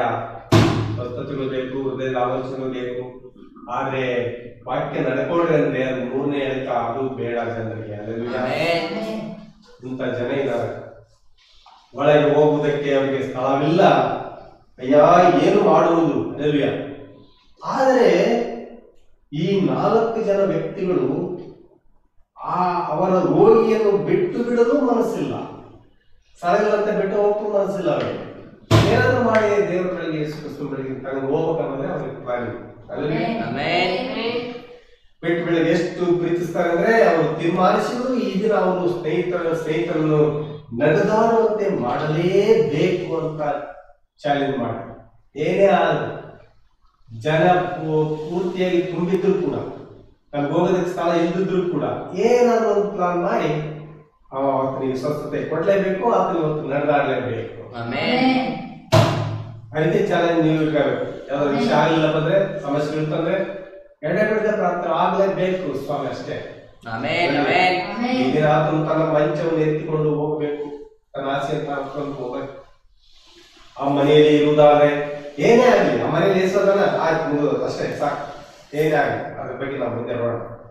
ಈ ದಿನ ಈ ವ್ಯಕ್ತಿ ನಡೆದಾಡಲೇಬೇಕು. ಈ ರೋಗಿ ಸ್ನೇಹಿತನ ಮೇಲೆ, ರೋಗಿಯಾದಂತ ವ್ಯಕ್ತಿಯ ಮೇಲೆ ಸ್ನೇಹಿತರಿಗಿದ್ದಂತ ಪ್ರೀತಿ ನುಣಿಸಿಕೊಳ್ಳುವುದಾಗಿರ್ಲಿಲ್ಲ, ತಪ್ಪಿಸ್ಕೊಳ್ಳೋದಾಗಿರ್ಲಿಲ್ಲ. ನೋಡಪ್ಪ, ನಾವಿಲ್ಲ ತಗೊಂಡ್ಬಂದ್ವಿ, ಪೂರ್ತಿ ಜನ ನಾವೇ ಮಾಡೋದ, ವಾಪಸ್ ತಗೊಂಡೋಗೋಣ ಅಂತ ಅಂದುಕೊಳ್ಳುವಂತ ವ್ಯಕ್ತಿ ಯಾರು ಆಗಿರ್ಲಿಲ್ಲ. ಸ್ನೇಹಿತರು ಒಂದು ಉದ್ದೇಶ ಇತ್ತು. ಏನು ಉದ್ದೇಶ? ಈತನು ನಡೆದಾಡಲೇಬೇಕು, ನಮ್ಮಂತ ಈತನು ಕೂಡ ಸ್ವಂತಾಗಿ ಓಡಾಡ್ಬೇಕಂತ, ಸ್ವಂತಾಗಿ ತನ್ನ ಕಾರ್ಯವನ್ನು ಮಾಡಿಕೊಳ್ಬೇಕಂತ ಒಂದು ಆಸಕ್ತಿ ಉಳ್ಳವರಾಗಿ ಬಂದಿದ್ರೆ ಹೊರತು ನುಣಿಸಿಕೊಂಡು ತಪ್ಪಿಸಿಕೊಂಡು ಹೋಗುವಂತ ವ್ಯಕ್ತಿಗಳಾಗಿರ್ಲಿಲ್ಲ. ಆ ಸ್ನೇಹಿತರಿಗೆ ಹೇಳ್ತಾ ಹೇಳಿದ, ಆ ಸ್ನೇಹಿತನಿಗೆ ರೋಗಿಯಾದಂತ ಸ್ನೇಹಿತನಿಗೆ ಹೇಳಿದ, ಸ್ನೇಹಿತನೇ ನಮ್ಮನ್ನು ಕ್ಷಮಿಸು, ನಾವು ಮಾಡ್ಬೇಕಾದ್ದೆಲ್ಲ ಮಾಡಿದ್ವಿ, ಇಲ್ಲಿವರೆಗೂ ತಗೊಂಡ್ಬಂದಿವಿ, ನೋಡು ಎಷ್ಟು ಜನ ಇದ್ದಾರೆ, ಏನು ಮಾಡೋದಾಗಲ್ಲ. ಇನ್ನೊಂದು 500 ರೂಪಾಯಿ ಕೊಡು, ಒಬ್ಬೊಬ್ಬರಿಗೆ 4 ಜನಕ್ಕೆ 500 ರೂಪಾಯಿ ಕೊಡು, 2000 ರೂಪಾಯಿ ಕೊಡು. ಮತ್ತೆ ಏಸು ಬಳಿಗೆ ಏನಾದ್ರು ಮಾಡಿ ಕಷ್ಟಪಟ್ಟು ತೆಗೆದುಕೊಂಡು ಅನ್ಲಿಲ್ಲ. ಹಣದ ಡಿಮ್ಯಾಂಡ್ ಅನ್ನ ಇಡ್ಲಿಲ್ಲ. ಹಣ ಬೇಕಂತ ಅವ್ರು ಏನ್ ಮಾಡಿಲ್ಲ, ಈಗೆಲ್ಲ 100 ರೂಪಾಯಿ ತಗೊಂಡ್ಬಂದ್ವಿ, 100 ರೂಪಾಯಿ ಕೊಟ್ರು. ಈಗ ನಾವು ಕಷ್ಟದ ಕೆಲಸ ಈಗ ನಮಗೆ, ಅದಕ್ಕೆ ಒಬ್ಬೊಬ್ರಿಗೆ 500 ರೂಪಾಯಿ ಕೊಡಂತ ಅವ್ನು ಕೇಳಿಲ್ಲ. ಇವಾಗ ಏನ್ ಮಾಡಿದ್ರು ಅವರು, ಹಣಕ್ಕೆ ಒತ್ತಾಯಿಸಲಿಲ್ಲ. ಈಗ ಅವರು ಹಣ ಕೇಳಲಿಲ್ಲ. ಆದ್ರೆ ತನ್ನ ಸ್ನೇಹಿತರನ್ನು ಪ್ರೀತಿಸುವರಾಗಿದ್ರು, ಆತನ ಎಷ್ಟೋ ಪ್ರೀತಿಸಿದ್ರು. ಎಲ್ಲಿ ಪ್ರೀತಿ ಇರುತ್ತದೋ ಅಲ್ಲಿ ಭಯ ಇರಲ್ಲ. ಎಲ್ಲಿ ಪ್ರೀತಿ ಇರುತ್ತೋ ಅಲ್ಲಿ ಭಯ. ದೈವಿಕವಾದಂತಹ ಪ್ರೀತಿ ಅವರಲ್ಲಿ ಇತ್ತು. ಆಮೇಲೆ ಏನು ನಡೀತು, ಅವರಲ್ಲಿ ಒಬ್ಬ ನಂದ, ಈ ಮನೆ ಯಜಮಾನ್ ಹತ್ರ ನಾನು ಮಾತಾಡ್ತೀನಿ, ನನಗೆ ಪರಿಚಯ ಇದ್ದಾನೆ, ಮೇಲಿಂದ ಹೆಂಚು ತೆಗೆದು ಅದರಲ್ಲಿ ಮಾತಾಡ್ತೇನೆ, ಮುಂದಿನ ಬಾಗಿಲಿಂದ ಒಳಗೆ ಹೋಗುವುದಕ್ಕೆ ಅವಕಾಶ ಇಲ್ಲದಿದ್ರೆ ಸುತ್ತಲೂ ನೋಡಿದ್ರು, ಎಲ್ಲ ಮನೆಯವರು ನೋಡಿದ್ರು, ಹೆಂಚು ತೆಗಿಬಹುದಾಗಿತ್ತು. ಆಲೋಚನೆ ಬಂತು. ಆತನು ಅಂದರು, ಒಂದು ಮಾರ್ಗ ಇದೆ, ಆದರೆ ಅದೊಂದು ಕಷ್ಟಕರವಾದ ಮಾರ್ಗ. ಒಂದು ಮಾರ್ಗ ಇದೆ, ಅದು ಸುಲಭವಾದ ಮಾರ್ಗ ಅಲ್ಲ. ಬಂದ ತಕ್ಷಣ ಮನೆಯೊಳಗೆ ಕುತ್ಕೊಳ್ಳೋ ಮಾರ್ಗ ಅಲ್ಲ, ಅದು ಕಷ್ಟಕರವಾದ ಮಾರ್ಗ ಇದೆ. ಆದರೆ ಆ ಮಾರ್ಗವನ್ನೇ ದೇವರು ಆಶೀರ್ವದಿಸ್ತಾರೆ. ಸುಲಭವಾದ ಮಾರ್ಗವನ್ನು ದೇವರು ಆಶೀರ್ವಾದ ಮಾಡಲ್ಲ, ಕಷ್ಟಕರವಾದ ಮಾರ್ಗವನ್ನೇ ದೇವರು ಆಶೀರ್ವದಿಸ್ತಾರೆ. ಇದು ಜಯವನ್ನು ತರುತ್ತದೆ. ಕಷ್ಟಕರವಾದ ಮಾರ್ಗವೇ ಜಯವನ್ನು ತರುವಂತದ್ದಾಗಿದೆ. ಒಂದು ಸಂದೇಶದಲ್ಲಿ ಪ್ರವಾದಿ ಹೇಳ್ತಾರೆ, ಅವರ ವಿಜಯವು ದೈವಿಕವಾದ ವಿಜಯವಾಗಿದೆ. ಕಠಿಣವಾದ ಮಾರ್ಗವಿದೆ, ಮುಂದಿನ ಮಾರ್ಗದಿಂದ ಅಲ್ಲ. ಮುಂದಿನ ಮಾರ್ಗ ಸಲೀಸಾಗಿ ಬರುವಂತ ಬಂದು ಕುತ್ಕೊಳ್ಳೋ ಮನೆಯೊಳಗೆ ಕುತ್ಕೊಳ್ಳುವಂತ ಮಾರ್ಗ ಅಲ್ಲ ಅದು. ಮೊದಲ ದ್ವಾರ, ಮೊದಲ ಮತ್ತು ಎರಡನೇ ಎಳೆತ ಜನರಿಗೆ ಬಹಳ ಸುಲಭವಾದ ಮಾರ್ಗ ಇರ್ತದೆ. ಒಂದನೇ ಎಳೆತ ಮತ್ತು ಎರಡನೇ ಎಳೆತದಲ್ಲಿ ಸುಲಭವಾದ ಮಾರ್ಗ ಇರ್ತದೆ. ಆದ್ರೆ ಮೂರನೇ ಎಳೆತ ಅದು ಮತ್ತೊಂದು ಮಾರ್ಗವಾಗಿರುತ್ತದೆ. ಅಲ್ಲಿ ಮೂರನೇ ಎಳೆತ ಇರುತ್ತದೆ, ಸ್ವಸ್ಥತೆ ನಡೀತದೆ. ಆ ಮಾರ್ಗ ಎಲ್ಲಿದೆ? ಅದು ಮೇಲೆ ಇದೆ, ಮೇಲಕ್ಕೆ ಹೋಗುವುದಾಗಿದೆ. ಅದಕ್ಕೆ ಅವರು ಮೇಲೆ ಹತ್ತಿದ್ರು, ಮೇಲ್ಚಾವಣಿಯನ್ನು ಬಿಚ್ಚಿದ್ರು. 7 ಮೆಟ್ಲುಗಳು, ಅಲೆಲುಯ, 7 ಮೆಟ್ಲುಗಳು, ಅಲೆಲುಯ. 7 ಮೆಟ್ಲುಗಳು ಗೊತ್ತಾ ನಿಮಗೆ? 1 2 3 4 5 6 ಅಲೆಲುಯ, 7 ಅಲೆಲುಯ. 7 ಮೆಟ್ಲುಗಳು ಇದಾವೆ ಇಲ್ಲಿ. ಇಲ್ಲಿದ ಕ್ರಿಸ್ತರು, ಅಲೆಲುಯ, ನೋಡ್ತೇವೆ. 7 ಮೆಟ್ಲುಗಳು, ಅದು ಪಿರಮಿಡ್ ಆಗಿದೆ. ಹತ್ತಿ ಹೋದರು, ಮೇಲ್ಛಾವಣಿಗೆ ಹೋದರು. ಯೇಸುವಿಗೆ ವಂದನೆಗಳು. ಅವರು ಆ ರೋಗಿಯ ಶರೀರವನ್ನು ತೆಗೆದುಕೊಂಡು ಹೋದ್ರು. ಸಹೋದರ ಸಹೋದರಿ ಕೇಳ್ರಿ, ಒಬ್ಬ ವ್ಯಕ್ತಿಯನ್ನು ಹೊತ್ತುಕೊಂಡು ದಾರಿಯಲ್ಲಿ ನಡೆಯೋದು ಬಹಳ ಸುಲಭ. ವ್ಯಕ್ತಿಯ ದಾರಿ ನಡೆಯೋದು, ಆದ್ರೆ ಮೇಲೆ ಹತ್ತೋದು ಅಷ್ಟು ಸುಲಭವಾದ ಕಾರ್ಯವಲ್ಲ. ಯೇಸು ಗುಣಪಡಿಸ್ತಾನೆ, ಯೇಸು ಕರೀತಾನೆ, ಯೇಸು ಬಿಡಿಸ್ತಾನೆ, ಇವೆಲ್ಲ ಸುಲಭವಾದಂತಹ ಸೇವೆಗಳಿವು. ಇದು ಸುಲಭವಾದ ಮೆಟ್ಲುಗಳಿವು. ಇದು ಒಂದನೇ ಹೇಳ್ತೆ, ಎರಡನೇ ಹೇಳ್ತಗಳಿವು. ಆದ್ರೆ ಮೂರನೇ ಹೇಳ್ತ ಅಷ್ಟು ಸುಲಭ ಆಗಿರಲ್ಲ. ಯೇಸು ಕರೀತಾನ ಅನ್ನೋದಲ್ಲ, ಯೇಸು ಬಿಡಿಸ್ತಾನ ಅನ್ನೋದಲ್ಲ, ಯೇಸು ಗುಣಪಡಿಸ್ತಾನ ಅನ್ನೋದಲ್ಲ. ಅಂಥದ್ದನ್ನು ಹೊತ್ತುಕೊಂಡು ಹೋಗುವುದು ಬಹು ಕಷ್ಟವಾಗಿದೆ. ಪಾರ್ಶ್ವರೋಗಿ ಹೊತ್ಕೊಂಡು ಹೋಗೋದೇನು, ಎಡ ಹೊತ್ಕೊಂಡು ಹೋಗೋದು ಎರಡು ಒಂದೇ ಇರ್ತಾವು. ಅಷ್ಟು ಕಷ್ಟವಾಗಿರ್ತದೆ ಸಮಸ್ಯೆ. ಆದ್ರೆ ಇದು ಯೇಸು ಗುಣಪಡಿಸ್ತಾನೆ, ಯೇಸು ಕರೀತಾನೆ, ಯೇಸು ಬಿಡಿಸ್ತಾನಲ್ಲ, ಇದು ಸೇವೆ. ಇದು ಮಲಾಕಿ 4:5 ಬೋಧಿಸ್ತದೆ. ಇದು 7 ಮುದ್ರೆಗಳನ್ನ ಬೋಧಿಸ್ತದೆ. ಇದು ಹೊಸ ಶರೀರವನ್ನು ತೆಗೆದುಕೊಂಡು ಬರುವಂತ ಬೋಧನೆಯಾಗಿದೆ. ನೀತೀಕರಣ, ಶುದ್ಧೀಕರಣದ ಬಗ್ಗೆ ಮಾತಾಡುತ್ತದೆ. ಗುರುಗಳ ಬಗ್ಗೆ, ಕರ್ತರು ಬರೋಣದ ಬಗ್ಗೆ ಇದು ಬೋಧಿಸ್ತದೆ. ಕಷ್ಟವಾದ ಕೆಲಸ ಇದಲ್ಲ. ಇನ್ನು ಸಣ್ಣ ವಾಕ್ಯ ಹೇಳೋದು ಹೀಲ್ ಅಂದ್ಬಿಡೋದು. ಸ್ವಸ್ಥತೆ ಯಾರಿಗೆ ಗುಣಿಲ್ಲ, ಯಾರಿಗೆ ಪ್ರಾಬ್ಲಮ್ ಇದೆ, ಯಾರಿಗೆ ದೇಹದ ಪ್ರಾಬ್ಲಮ್ ಇದೆ ಇದ್ದಾಳೆ. ಸಣ್ಣದ ವಾಕ್ಯ ಹೇಳೋದು ಸ್ವಸ್ಥತೆಗೆ ಪ್ರಾರಂಭ ಮಾಡ್ಕೊಂಡು ಸ್ವಸ್ಥತೆನ ಸ್ಟಾರ್ಟ್ ಮಾಡ್ಕೊಂಡು ಇದಲ್ಲ. ಇದು ಏನೇನಿದೆ ಇದರಲ್ಲಿ? 7 ಮುದ್ರೆಗಳನ್ನು ಬೋಧಿಸ್ಬೇಕು, ಹೊಸ ಶರೀರದ ಬಗ್ಗೆ ಬೋಧಿಸ್ಬೇಕು, ನೀತಿಕರಣದ ಬಗ್ಗೆ ಬೋಧಿಸ್ಬೇಕು, ಗುರುಗಳ ಬಗ್ಗೆ ಬೋಧಿಸ್ಬೇಕು, ಕರ್ತನ ಬರೋಣದ ಬಗ್ಗೆ ಬೋಧಿಸ್ಬೇಕು. ಇದು ಬಹು ಕಷ್ಟವಾದ ಕೆಲಸ. ಇದೇ ನಿಮ್ಮನ್ನು ಮೇಲಕ್ಕೆ ಹೊತ್ತುಕೊಂಡು ಹೋಗುವಂತ ಮಾರ್ಗವಾಗಿದೆ. ಈಗ ಅವರು ಮೇಲೆ ಹೋಗ್ತಾ ಇದ್ದಾರೆ ನೋಡ್ರಿ. ಅವರೊಂದಿಗೆ ಆತನ ಶರೀರ ಹೊತ್ತುಕೊಂಡು ಹೋಗ್ತಾ ಇದ್ದಾರೆ ನೋಡ್ರಿ. ಶರೀರದ ಸ್ವಸ್ಥತೆ ಪರಿಪೂರ್ಣ ಮಾನವನ ಸ್ವರೂಪವಾಗಿದೆ. ಪರಿಪೂರ್ಣ ಮಾನವನ ಸ್ವರೂಪ, ಪರಿಪೂರ್ಣ ಮಾನವನ ಸ್ವರೂಪವಾಗಿದೆ. ಚಿತ್ರದಲ್ಲಿ ನೋಡ್ತಾ ಇದ್ದೀರಿ ನೀವು ಪರಿಪೂರ್ಣ ಮಾನವನ ಸ್ವರೂಪ.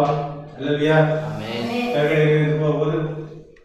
ನಂಬಿಕೆ, ಸದ್ಗುಣ, ಜ್ಞಾನ, ದಮೆ, ತಾಳ್ಮೆ, ಭಕ್ತಿ, ಸಹೋದರ ಸ್ನೇಹ. ಅದು 7 ಮೆಟ್ಲು. ಅಲ್ಲಿ ಒಂದು ಗ್ಯಾಪ್ ಇದೆ, ನೀವು ನೋಡ್ತಾ ಇದ್ರೆ ಗ್ಯಾಪ್. ಹಲ್ಲೆಲೂಯಾ. ಗ್ಯಾಪ್ ಏನಂದ್ರೆ ಅದು ಕಟ್ ಮಾಡಲ್ಪಟ್ಟಿದೆ. ಅದೇ ಮೇಲ್ಚಾವಣಿ ಕಟ್ ಮಾಡಿದ್ದು.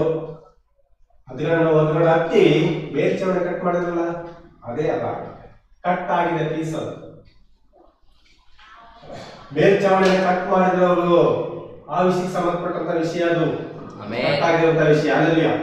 ಅಥವಾ ನಮಗೆ 7 ಮೆಟ್ಟುಗಳು. ಸಹೋದರ ದೇವರನ್ನು ಆಶೀರ್ವದಿಸಲಿ. ಈ 4 ಜನರು ವಿಶ್ವಾಸದಿಂದ ಸದ್ಗುಣದವರೆಗೂ, ಜ್ಞಾನದವರೆಗೂ, ದಮೆಯವರೆಗೂ, ಸಾಯನವರೆಗೂ, ದೈವ ಭಕ್ತಿವರೆಗೂ, ಸಹೋದರ ಪ್ರೀತಿವರೆಗೂ ಬಂದರು ಮತ್ತು ಅವರಲ್ಲಿ ಅದನ್ನು ಕತ್ತರಿಸಿದರು. ಕಟ್ಟಾಗತ್ತಲ್ಲಿ, ಕಟ್ಟಾಗತ್ತಾ? ಹಲ್ಲೆಲೂಯಾ. ಕಟ್ಟಾಗೈತೆ ನೋಡ್ರಿ ಪಿರಮಿಡ್. ಹಲ್ಲೆಲೂಯಾ. ಅದು ಮೇಲ್ಚಾವಣಿ ತೆಗೆದು ರೋಗಿಯನ್ನ ಬಿಡುವಂತ ಸ್ಥಳ. ಹಲ್ಲೆಲೂಯಾ.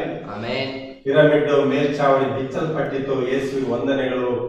ಓ, ಏನು ನಡೆದಿದೆ? 7 ಸಭಾಕಾಲಗಳ ನಂತರ, 7 ಮೆಟ್ಟಿಲ ನಂತರ ಪ್ರವಾದಿ ಬ್ರಹ್ಮ ಹೇಳ್ತಾರೆ, ನನ್ನ ಕೈಗೆ ಏನೋ ಒಂದು ಬಂದಿತ್ತು. ಪ್ರವಾದಿ ಹೇಳ್ತಾರೆ, ಅವರು ಪರ್ವತದಲ್ಲಿದ್ದಾಗ ಏನೋ ಒಂದು ಬೆಟ್ಟದಲ್ಲಿದ್ದಾಗ ಏನೋ ಒಂದು ಕೈ ಬಂತಂತಾರೆ, ಕತ್ತಿ, ಖಡ್ಗ. ಪ್ರವಾದಿ ಏನು ಮಾಡಿದ್ರಂದ್ರೆ ಅದನ್ನು ಹಿರಿದರು, ಪರ್ವತವನ್ನ ಕತ್ತರಿಸಿದರು. ಹಲ್ಲೆಲೂಯಾ. ಪರ್ವತದ ಒಳಗೆ ಹೋದ್ರು. ಅಲ್ಲಿ ಬರೀ ಕತ್ತಿದ್ದ ಬಿಳಿ ಕಲ್ಲಿತ್ತಲ್ಲಿ. ಪರ್ವತದೊಳಗೆ ಹೋದಾಗ ಅಲ್ಲಿ ಯೇಸು ಕ್ರಿಸ್ತನಿದ್ರು. ಆ ಮನೆಯಲ್ಲಿದ್ದರು. ಆ ಮನೆ ಒಳಗೆ ಇದ್ರು ಯೇಸು ಕ್ರಿಸ್ತನ 7 ಗುಡುಗುಗಳು ಎತ್ತಲ್ಪ ವಿಶ್ವಾಸ ಮತ್ತು ನೂತನ ಶರೀರವನ್ನು ತರ್ತವೆ. 7 ಗುಡುಗುಗಳು ಏತ ಮಾಡ್ತವೆ, ನೂತನ ಶರೀರ ಮತ್ತೆ ಎತ್ತಲ್ಪಡುವಿಕೆ ಅಂತ ತೆಗೆದುಕೊಂಡು ಬರ್ತಾವೆ. ಹಲ್ಲೆಲೂಯಾ. ಯೇಸು ವಂದನೆಗಳು. ಅವರು ಮೇಲಿನ ಚಾವಣಿಯನ್ನು ತೆರೆದರು. ಅದಕ್ಕೆ ಆ ಒಂದು ಮೇಲಿನ ಭಾಗವನ್ನು ತೆರೆದರು. ಹಲ್ಲೆಲೂಯಾ. ಮೇಲ್ಚಾವಣಿಯನ್ನು ತೆರೆದರು. ಇಲ್ಲಿ ಮೇಲ್ಚಾವಣಿ ತೆರೆಯಲ್ಪಟ್ಟಿದೆ. ಆ ಚಿತ್ರದಲ್ಲಿ ನೀವು ನೋಡಿದ್ರಲ್ಲ, ಆ ಚಿತ್ರದಲ್ಲಿ. ಹಲ್ಲೆಲೂಯಾ.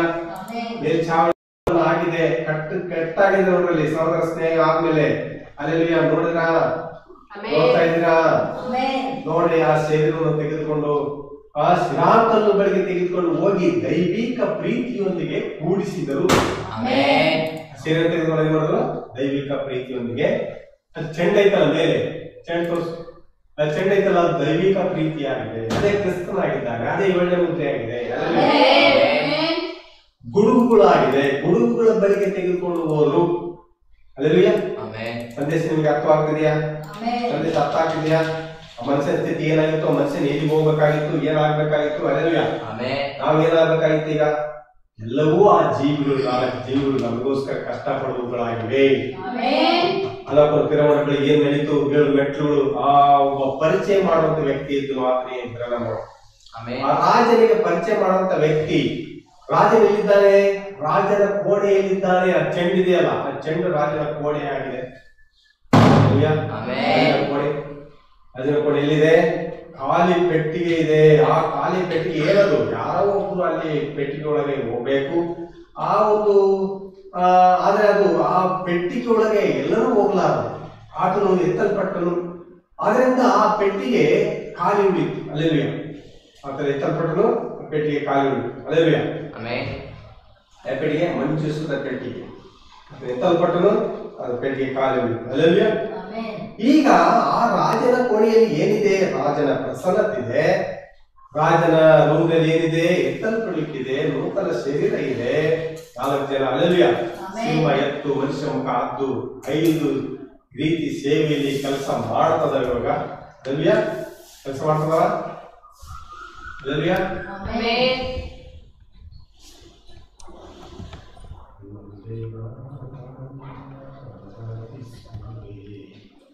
ಹಲ್ಲೆಲೂಯಾ. ನೂತನ ಶರೀರದ 4 ಜೀವಿಗಳಿದ್ದಾವೆ. ಹಲ್ಲೆಲೂಯಾ. ಈ ಸಭೆಯನ್ನು ಹೊತ್ತುಕೊಂಡು ಹೋಗುತ್ತಿದ್ದಾರೆ. ಆ ರೋಗಿ ಶರೀರ ಹೊತ್ತುಕೊಂಡು ಹೋಗ್ತಾ ಇದ್ದಾರೆ. 1 ಮತ್ತು 2 ಎಳೆತರ ದ್ವಾರಗಳ ಮೂಲಕ ಅಲ್ಲ.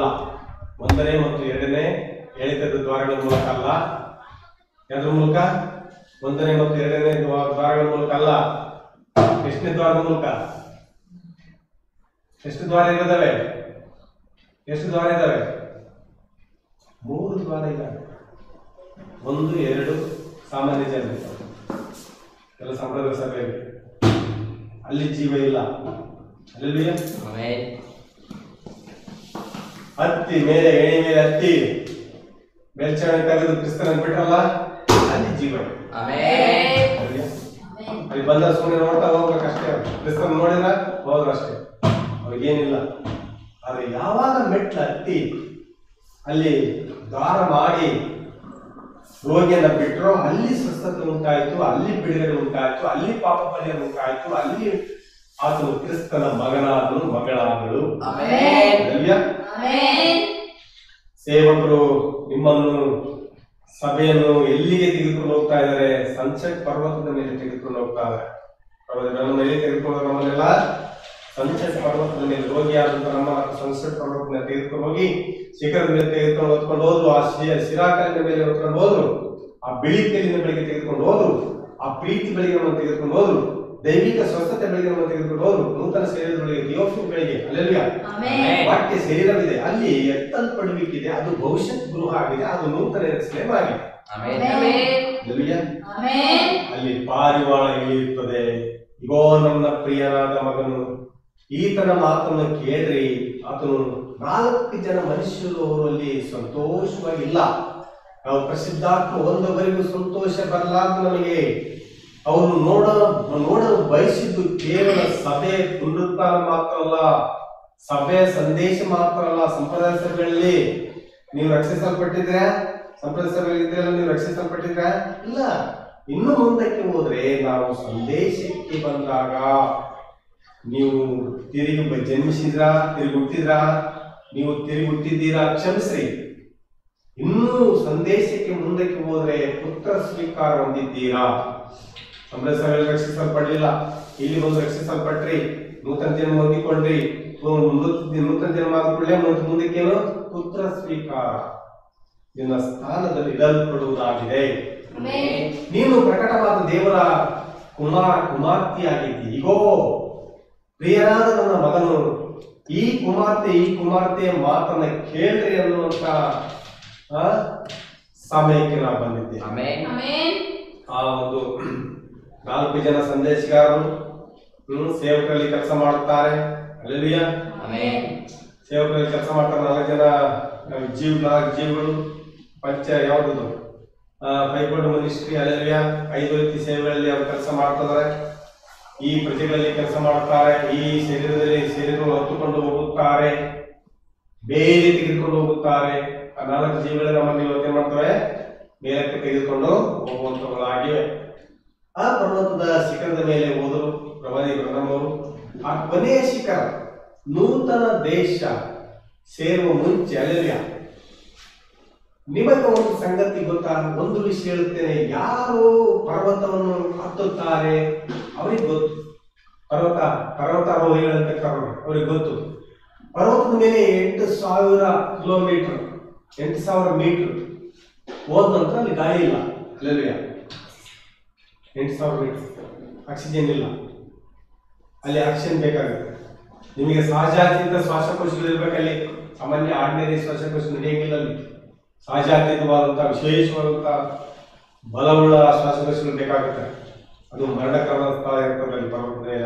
ಅಲ್ಲಿ ಆಕ್ಸಿಜನ್ ಸಿಲಿಂಡರ್ ಬೇಕು. ಎತ್ತರವನ್ನು ಹತ್ತಬೇಕಾದ್ರೆ, ಅಲ್ಲೆಲ್ಲೂಯ್ಯ, ಉತ್ತರ ಕೊಡ್ರಿ. ನೋನ ದಿನಗಳಲ್ಲಿ ಪರ್ವತದ ಮೇಲೆ 15 ಮೊಳ ನೀರಿದ್ದು ಅಂತ ಬರೆಯಲ್ಪಟ್ಟಿದೆ.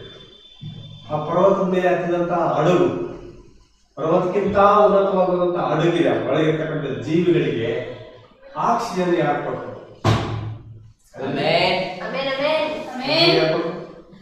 ಚಿಗರ ಮೇಲೆ ಕೂಡ ನೀರಿದ್ದು ಅಂತ ಬರೆಯಲ್ಪಟ್ಟಿದೆ. ಚಿಗರೆಲ್ಲ ಮುಳಿ ಹೋಗಿ ಚಿಗರ ಮೇಲೆ 15 ಮೊಳ ನೀರಿದ್ದು ಅಂತ ಬರೆಯಲ್ಪಟ್ಟಿದೆ ದಿನಗಳಲ್ಲಿ. ಅಥವಾ ಉನ್ನತವಾದಂತಹ ಪ್ರದೇಶಕ್ಕೆ ಹೋದಂತ ಒಂದು ಪ್ರಯಾಣ ಬೆಳೆಸಿದಂತ ನೋಹನ ಹಡಗು, ಹಡಗಿನಲ್ಲಿದ್ದಂತ ಜನರಿಗೆ ಆಕ್ಸಿಜನ್ ಕೊಟ್ಟವರು ಯಾರು? ಆಮೆನ್. ಆ ಹಡಗಿನಲ್ಲಿದ್ದವರಿಗೆ ಆಕ್ಸಿಜನ್ ಕೊಟ್ಟವರು ಯಾರು? ಇವನು ಮೀನಿನ ಒಳಗಿದ್ದಾಗ ಇವನಿಗೆ ಆಕ್ಸಿಜನ್ ಕೊಟ್ಟವರು ಯಾರು? ನೋಡ್, ಮೀನು ಒಟ್ಟೊಳಗಿದ್ದಂತ ಇವನ ಅವರಿಗೆ ಆಕ್ಸಿಜನ್ ಕೊಟ್ಟವ್ರು ಯಾರು? ಗಾಳಿ ಕೊಟ್ಟವ್ರು ಯಾರು? ಆಕ್ಸಿಜನ್ ಸಿಲಿಂಡರ್ ಸಪ್ಲೈ ಮಾಡಿದವರು ಯಾರು? ಓ ನೋಡ್ರಿ, ಎಲ್ಲ ಆಶ್ಚರ್ಯಕರವಾಗಿದೆ. ಅದೇ ಯೇಸು ಕ್ರಿಸ್ತನಾಗಿದ್ದಾನೆ. ಈಗ ಅದೇ ಯೇಸು ಕ್ರಿಸ್ತನ ಈ ಸಮಯದಲ್ಲಿ ಕೂಟಗಳಲ್ಲಿ ಇದ್ದಾನೆ. ನೀವೆಲ್ಲಿ ಕೇಳ್ತಿರೋ ಅಲ್ಲೆಲ್ಲಿ ನಿಮ್ಮ ಮನೆಗಳಲ್ಲಿ ಇದ್ದಾನೆ, ನಿಮ್ಮ ಜೊತೆಗಿರ್ತಾನೆ. ಇವರ ಸಮಸ್ಯೆ ಎಲ್ಲಾ ದಿನ ನಾನು ನಿಮ್ಮ ಜೊತೆಗಿರ್ತೇನೆ ಅಂತ ಹೇಳಿದ್ದಾನೆ. ಭಯಪಡುವಂತಾಗತ್ತಿಲ್ಲ, ಯಾವ ಕೊರೋನಾ ವೈರಸ್ ಭಯಪಡುವಂತಾಗತ್ತಿಲ್ಲ. ಆಕ್ಸಿಜನ್ ಇಲ್ಲದ್ರು, ಯಾವ್ದಿದ್ರು, ಬೆಡ್ ಇಲ್ಲದ್ರು ದೇಹ ನಮ್ಮನ್ನ ಯಾವುದೇ ತೊಂದರೆ ಮನೆಯಲ್ಲೇ ಸುರಕ್ಷಿತವಾಗಿ ಕಾಪಾಡ್ತಾನೆ, ಅನುಗ್ರಹಿಸ್ತಾನೆ. ಎಷ್ಟು ಎತ್ತರ ಪರ್ವತ, ಅಲ್ಲಿ ಆಕ್ಸಿಜನ್ ಬಹು ಕಡಿಮೆ ಇದೆ, ಅದು ಮನುಷ್ಯನ ಮೇಲೆ ಪ್ರಭಾವ ತೋರಿಸ್ತದೆ. ನೀನು ನಿದ್ರೆ ಹೋಗಬೇಕಿರ್ತಿ, ನೀನು ಕನಸಿನ ಪ್ರಪಂಚಕ್ಕೆ ಹೋಗುತ್ತಿ, ನೀನು ಎಷ್ಟು ಎತ್ತರ ಪ್ರದೇಶದಲ್ಲಿ ನಡೆಯಬೇಕಾದ್ರೂ ನೀನು ಭಯಪಡುವಂತ ಅಗತ್ಯ ಇಲ್ಲ. ನೀನು ಪ್ರತ್ಯೇಕವಾದ ನಿರ್ಮಾಣದ ವ್ಯಕ್ತಿಯಾಗಿದ್ದಿ. ಅಷ್ಟು ಎತ್ತರ ಆಕ್ಸಿಜನ್ ಇಲ್ದಂತ ಹೋಗ್ಬೇಕಂತ ಸ್ಥಳಗಳಿಗೆ ಹೋಗ್ಬೇಕಾದ್ರೆ ನೀನು ವಿಶೇಷವಾದಂತ ವ್ಯಕ್ತಿ ಆಗಿರ್ಬೇಕು. ಎಲ್ಲರೂ ಆ ಪರ್ವತನ ಹತ್ತಲಾರು, ಎಲ್ಲರ ಪರ್ವತ ಹತ್ತಾರ. ನಾನು ಅಲ್ಲಿಗೆ ಹತ್ತಲಾದವ್ರಿಗೆ ಕೆಲವರು ಹೆಸರನ್ನು ಹೇಳ್ತೀನಿ. ಅಲ್ಲಿಗೆ ಹತ್ತಲಾದವ್ರು ಕೆಲವರು ಕೆಲವರಿದ್ದಾರೆ. ಜಾಯ್ಸ್ ಮೇರಿ, ಎಲ್ಲರಿಯ ದಿನಕರನು, ಎಲ್ಲರಿಯ ಟಿ ಬಿ ಜಾಸ್ವಾ, ಜನೀರು, ಇವೆಲ್ಲ ಗಿಡಗಳು ಅಷ್ಟು ಎತ್ತರಕ್ಕೆ ಆಕ್ಸಿಜನ್ ಇಲ್ಲದಂತ ಸ್ಥಳಕ್ಕೆ ಹೋಗಕ್ಕೆ ಸಾಧ್ಯ ಇಲ್ಲ. ಹತ್ತಲಾರು, ಆರಲಾರು, ಇವರು ಹದ್ದುಗಳಲ್ಲ, ಗಿಡಗಳು. ಅಲ್ಲವಿಯ ಇವ್ರ ಹತ್ತಕ್ಕಾಗುತ್ತಾ? ಇವರಿಗೆ ಅಭಿಷೇಕ ಇಲ್ಲ. ನೀನು ಹದ್ದಿನ ಅಭಿಷೇಕ ಹೊಂದಿರಬೇಕು. ಉನ್ನತ ಸ್ಥಳಕ್ಕೆ ಹೋಗ್ಬೇಕಾರೆ ಟಿ ಬಿ ಜಾಸ್ವಾ ಉತ್ತರ ಭಾರತದಲ್ಲಿ, ಪಂಜಾಬ್ನಲ್ಲಿ ಅಂಕುರ, ನಲೂಲ ಅಂತ ಹೋಗ್ತಿದ್ದಾರೆ. ಅವ್ರ ಕೂಟಗಳಿಗೆ 23,000 ಜನ ಬರ್ತಾರೆ. ಸುಮ್ಮನಿದ್ದಾರೆ, ಹೋಲಿಸ್ತಾರೆ. ಅವ್ರು ಏನ್ ಹೋಲಿಸ್ತಾರೆ ಅಂದ್ರೆ, ಯಾರು ಅಕುಲ, ಅಂಕೂರ್, ನಲೂಲ ಅಂತಕ್ಕಂಥವ್ರು ಉತ್ತರ ಭಾರತ ಕಡೆ. ಅದೇ ಏನ್ ಹೋಲಿಸ್ತಾರ ಅವರು? ದೇವಬೈ ಹೋಗು ಅಂತೇಳಿ ಅದ್ರ ಬೋಧನೆಯನ್ನು ದೇವಬಸ ಬೋಧನೆ. ಅಲ್ಲಲ್ಲಿ ಬಲಿಂದರ್ ಸಿಂಗ್ ಅಂತ ಇನ್ನೊಬ್ರು ಇದ್ದಾರೆ. ಅಲ್ಲಲ್ಲಿ ಅವರು ಏನ್ ಮಾಡ್ತಾರಪ್ಪ ಅಂದ್ರೆ, ಆಲೋಚನೆ ಹೇಳ್ತಾರೆ, ನಿನ್ನ ಹೃದಯದಲ್ಲಿ ಏನೋ ಆಲೋಚನೆ ಇದೆ, ಅದರಲ್ಲಿ ಪ್ರವಾದಿ ಅಂತ ಕರಿತಾರಂತ.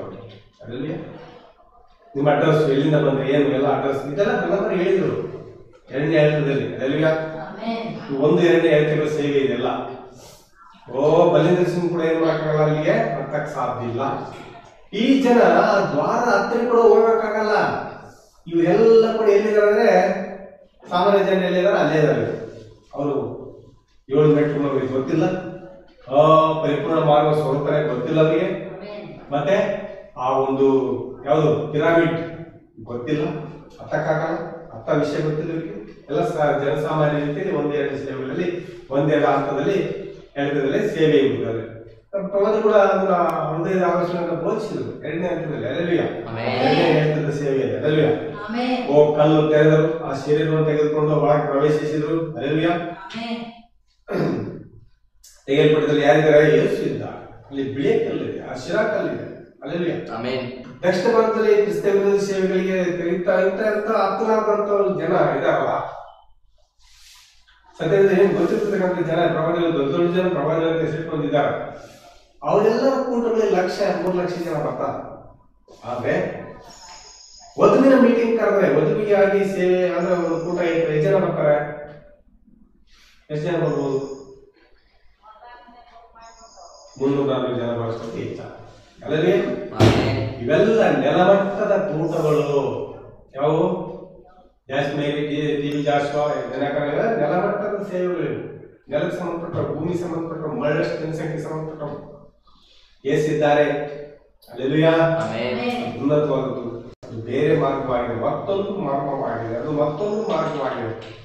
ಅದು ಹೋಗಿ ಚಾವಣಿಯನ್ನು ತೆರೆದು ಒಳಗೆ ಸೇರುವುದಾಗಿದೆ.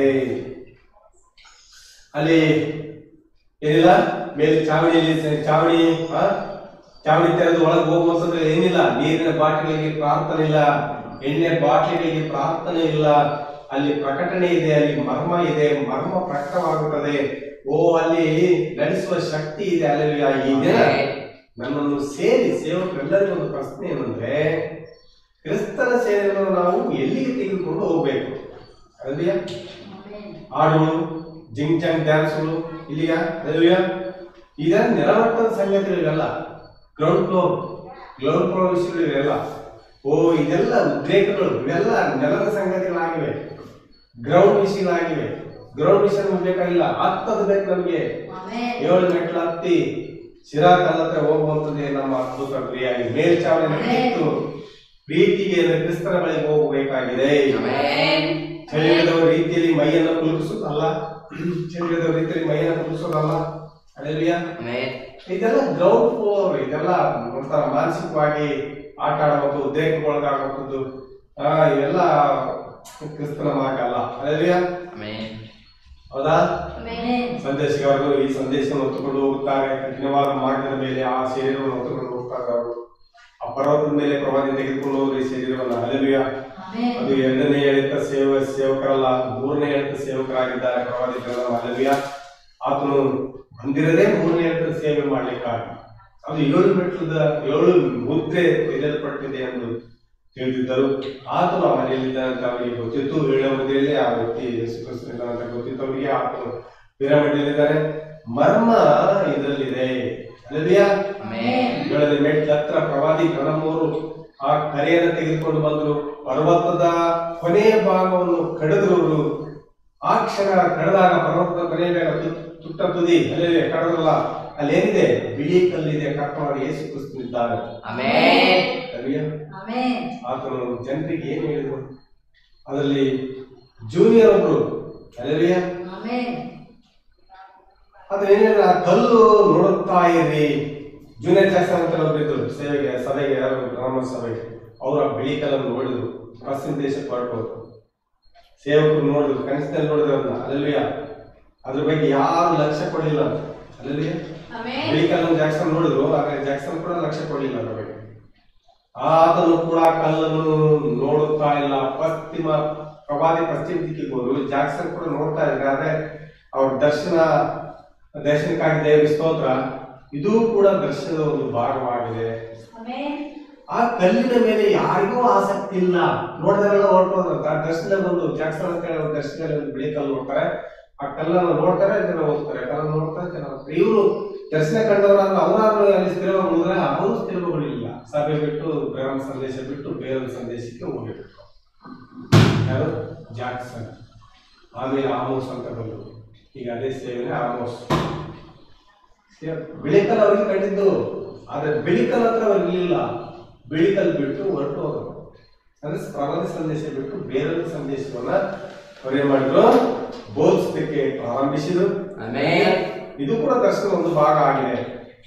ನೋಡ್ತೇವೆ, ಯಾರಿಗೂ ಆಸಕ್ತಿ ಇಲ್ಲ ಈ ವಾಕ್ಯದ ಮೇಲೆ, ಪ್ರಕಟಣೆ ಮೇಲೆ ಯಾರಿಗೂ ಆಸಕ್ತಿ ಇಲ್ಲ. ಈಗ ಎಲ್ಲ ಜಿಂಗ್ ಜಾಂಗ್ ಹಾಡು, ಡೋಲೆ ಆಡೋದು, ಮ್ಯೂಸಿಕ್ಗಳು ಬಾರಿಸ್ಕೊಂಡು, ಡಮ್ ಡಮ್ ಅಂತ ಬಾರಿಸ್ಕೊಂಡು ಇದರಲ್ಲೇ ಜನ ಸಂತೋಷ ಪಡುವರಾಗಿದ್ದಾರೆ. ವಾಕ್ಯದ ಬಗ್ಗೆ ಜನರಿಗೆ ಇಲ್ಲ. ಅವತ್ತು ಆ ರೀತಿ ಇತ್ತು, ಇವತ್ತು ಕೂಡ ಅದೇ ರೀತಿಯಲ್ಲಿ ಇದೆ. ಹೌದಾ? ವಾಕ್ಯದ ಬಗ್ಗೆ ಆಸಕ್ತಿ ಇರೋಂಥ ಜನರು ನೀವು ನೋಡಿದ್ದೀರಾ? ಏನಿಲ್ಲ. ಅಲ್ಲಿ ಏನು ಬರ್ದಿಲ್ಲ. ಅಲ್ಲಲ್ಲಿಯಾ, ಬಿಳಿಕಲ್ಲಿನ ಮೇಲೆ ಏನು ಬರ್ದಿಲ್ಲ. ಅದೊಂದು ಸಮಸ್ಯೆ ಆಗಿದೆ. ಅದರ ಮೇಲೆ ಏನು ಬರ್ದಿಲ್ಲ, ಅದು ಏನು? ಅದು ಬರೆಯಲ್ಪಡದ ವಾಕ್ಯವಾಗಿದೆ. ಬಿಳಿಕಲ್ಲು ಏನಾಗಿದೆ? ಅದು ದರ್ಶನ ಕಂಡಂತ ಬಿಳಿಕಲ್ಲು ಏನು ಬರಲಿಲ್ಲ ಅದ್ರ ಮೇಲೆ. ಅದು ಬರೆಯಲ್ಪಡದ ವಾಕ್ಯವಾಗಿದೆ. ವಾಕ್ಯದ ಹಿಂದಿನ ರಹಸ್ಯವಾಗಿದೆ. ಅದು ಬ್ರಹ್ಮವರು ಅರ್ಥ ಮಾಡ್ಕೊಂಡ್ರು, ಆದ್ರೆ ಜಾಕ್ಸನ್ ಅವರು ಅರ್ಥ ಮಾಡ್ಕೊಳ್ಳಿಲ್ಲ. ಬಿಳಿಕಲ್ಲು ನೋಡಿದ್ರು, ಅವರು ಕೂಡ ಗಮನಿಸಲಿಲ್ಲ. ಬರೆಯಲ್ಪಡದ ವಾಕ್ಯವಾಗಿದೆ. ಅಲ್ಲಿ ಏನು ಬರೆದಿಲ್ವೋ ಅದನ್ನು ಓದ್ರಿ ಅಂತ ಪ್ರವಾದಿ ಹೇಳಿದ್ರು. ಹೇಳಿದ್ರು ಆ ಬಿಳಿಕಲ್ ಬಗ್ಗೆ, ದರ್ಶನ ಬಗ್ಗೆ ಜಾಕ್ಸನ್ ಅವರು ಹೇಳಿದಾಗ ಅಲ್ಲಿ ಏನು ಬರೆದಿಲ್ಲ, ಅದು ನೀವು ಓದ್ಬೇಕಂತ ಹೇಳಿದ್ರು. ಅಲ್ವೇ? ಹೇಗೆ ಓದ್ಬೇಕು? ಬರೆದಿಲ್ಲ ಅಂದಾಗ ನಿನ್ನಲ್ಲಿ ಆ ಜನ್ಯ ಇದೆ, ನಿನ್ನಲ್ಲಿ ಅದು ಅಣು ಇದೆ, ದೇವರ ಅಣು ನಿನ್ನಲ್ಲಿ ಇದೆ, ದೇವರ ಜೀವ ನಿನ್ನಲ್ಲಿ ಇದೆ. ಅದು ಓದುವಂತ, ಅದನ್ನು ಕಂಡುಹಿಡಿಯುವಂತ ಜನ್ಯ ನಿನ್ನ ಹತ್ರ ಇರಬೇಕು. ಇದ್ರೆ ಮಾತ್ರ ಅಲ್ವೇ ಅದು ಕಂಡಿಡಿಯಕ್ಕೆ ಸಾಧ್ಯ. ಇಲ್ದಿದ್ರೆ ನಿನಗೆ ಸಾಧ್ಯ. ಅಲ್ವೇ? ಓ, ಅದ್ಭುತವಾದಂತ ಸಂಗತಿ ಅರ್ಥ ಆಗ್ತದೆ ನಿಮಗೆ? ಅರ್ಥ ಆಗ್ತಿದ್ಯಾ? ಆಮೆನ್.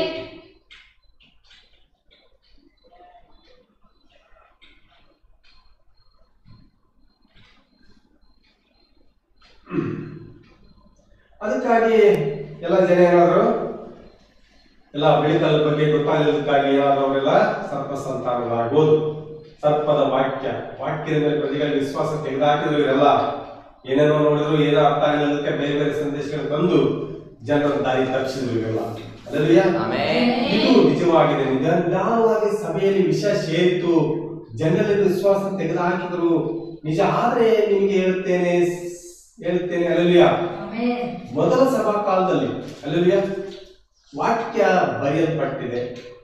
ಅಪೊಸ್ತಲರು ಅಲ್ಲದಿದ್ರು ಪ್ರವಾದಿಗಳೆಂದು ಹೇಳಿದ್ರು. ಅಪೊಸ್ತಲರೆಂದು ಹೇಳಿಕೊಳ್ಳುವವರನ್ನ ಅಪೊಸ್ತಲರು ಅಲ್ಲದಿದ್ರು ಕೂಡ ಅಪೊಸ್ತಲರಂತೆ ಹೇಳ್ಕೊಳ್ತಕ್ಕಂಥ ಜನರನ್ನ ಪೌಲನ ಸಭೆಯಲ್ಲಿದ್ದಂತ ಜನ ಕಂಡುಕೊಂಡ್ರಂತೆ. ಅಪೊಸ್ತಲರಂತೆ ಹೇಳ್ಕೊಂಡು ಸುಳ್ಳಾಗಿ ಅಪೊಸ್ತಲರು ಅಲ್ಲ, ಅವರು ಅಪೊಸ್ತಲರಂತೆ ಹೇಳ್ಕೊಂಡು ಸೇವೆ ಮಾಡ್ತಕ್ಕಂಥ ಜನರನ್ನ ಅಲ್ಲಲ್ಯ ಯಾರು ಕಂಡಿಡಿದ್ರು? ಪೌಲ ಕಾಲದಲ್ಲಿ ಜನ ಕಂಡಿಡಿದ್ರು. ನೀವು ಕೂಡ ಕಂಡುಹಿಡಿಯಬೇಕು. ಇದು ಮೊದಲ ಸಭಾಕಾಲದಲ್ಲಿ ನಡೆದಿದೆ, ಈಗಲೂ ಕೂಡ ಕಂಡುಹಿಡಿಯಬೇಕು, ಎಚ್ಚರವಾಗಿರ್ಬೇಕು. ಎಂತೆಂತೋ ಬೋಧನೆಗಳು ಬಂದಿವೆ, ಆ ಬೋಧಕರೆಲ್ಲ ನೀವು ಕಂಡುಹಿಡಿಯಬೇಕು. ಬಿಳಿಕಲ್ ಬದಲಲ್ಲ, ಅದು ಬಹಳ ಡೇಂಜರ್ ಆಗಿದೆ. ಅರ್ಥ ಮಾಡ್ಕೊಳಕ್ಕಾಗೋದಕ್ಕೆ ಯಾವುದೋ ತತ್ವ ಸಿದ್ಧಾಂತಗಳನ್ನು ತೆಗೆದುಕೊಂಡು ಬಂದಿದ್ದಾರೆ ಬರವಣಿಗೆ ಸಂದೇಶದಲ್ಲಿ. ಅದಕ್ಕಾಗಿ ಬಹಳ ಜಾಗೃತಿಯಲ್ಲಿ ಇರಬೇಕು, ಆತ್ಮಿಕ ರೀತಿಯಲ್ಲಿ ವಿವೇಚಿಸುವರಾಗಿರ್ಬೇಕು. ಪ್ರತಿಯೊಬ್ಬರಿಗೂ ಬಾಗಿಲು ತೆರೆದಿಲ್ಲ. ಅಯ್ಯ ನೀವು ಬರ್ರಿ ಅಂದಾಗ ಇಲ್ಲೇನು ಜಾಗ ಇಲ್ಲ. ಇಲ್ಲಿ ಅದ್ಭುತವಾದ ಬೋಧಕರು ಸಹೋದರ ನಮ್ ಎಂದೂ ಕರೀಲಿಲ್ಲ.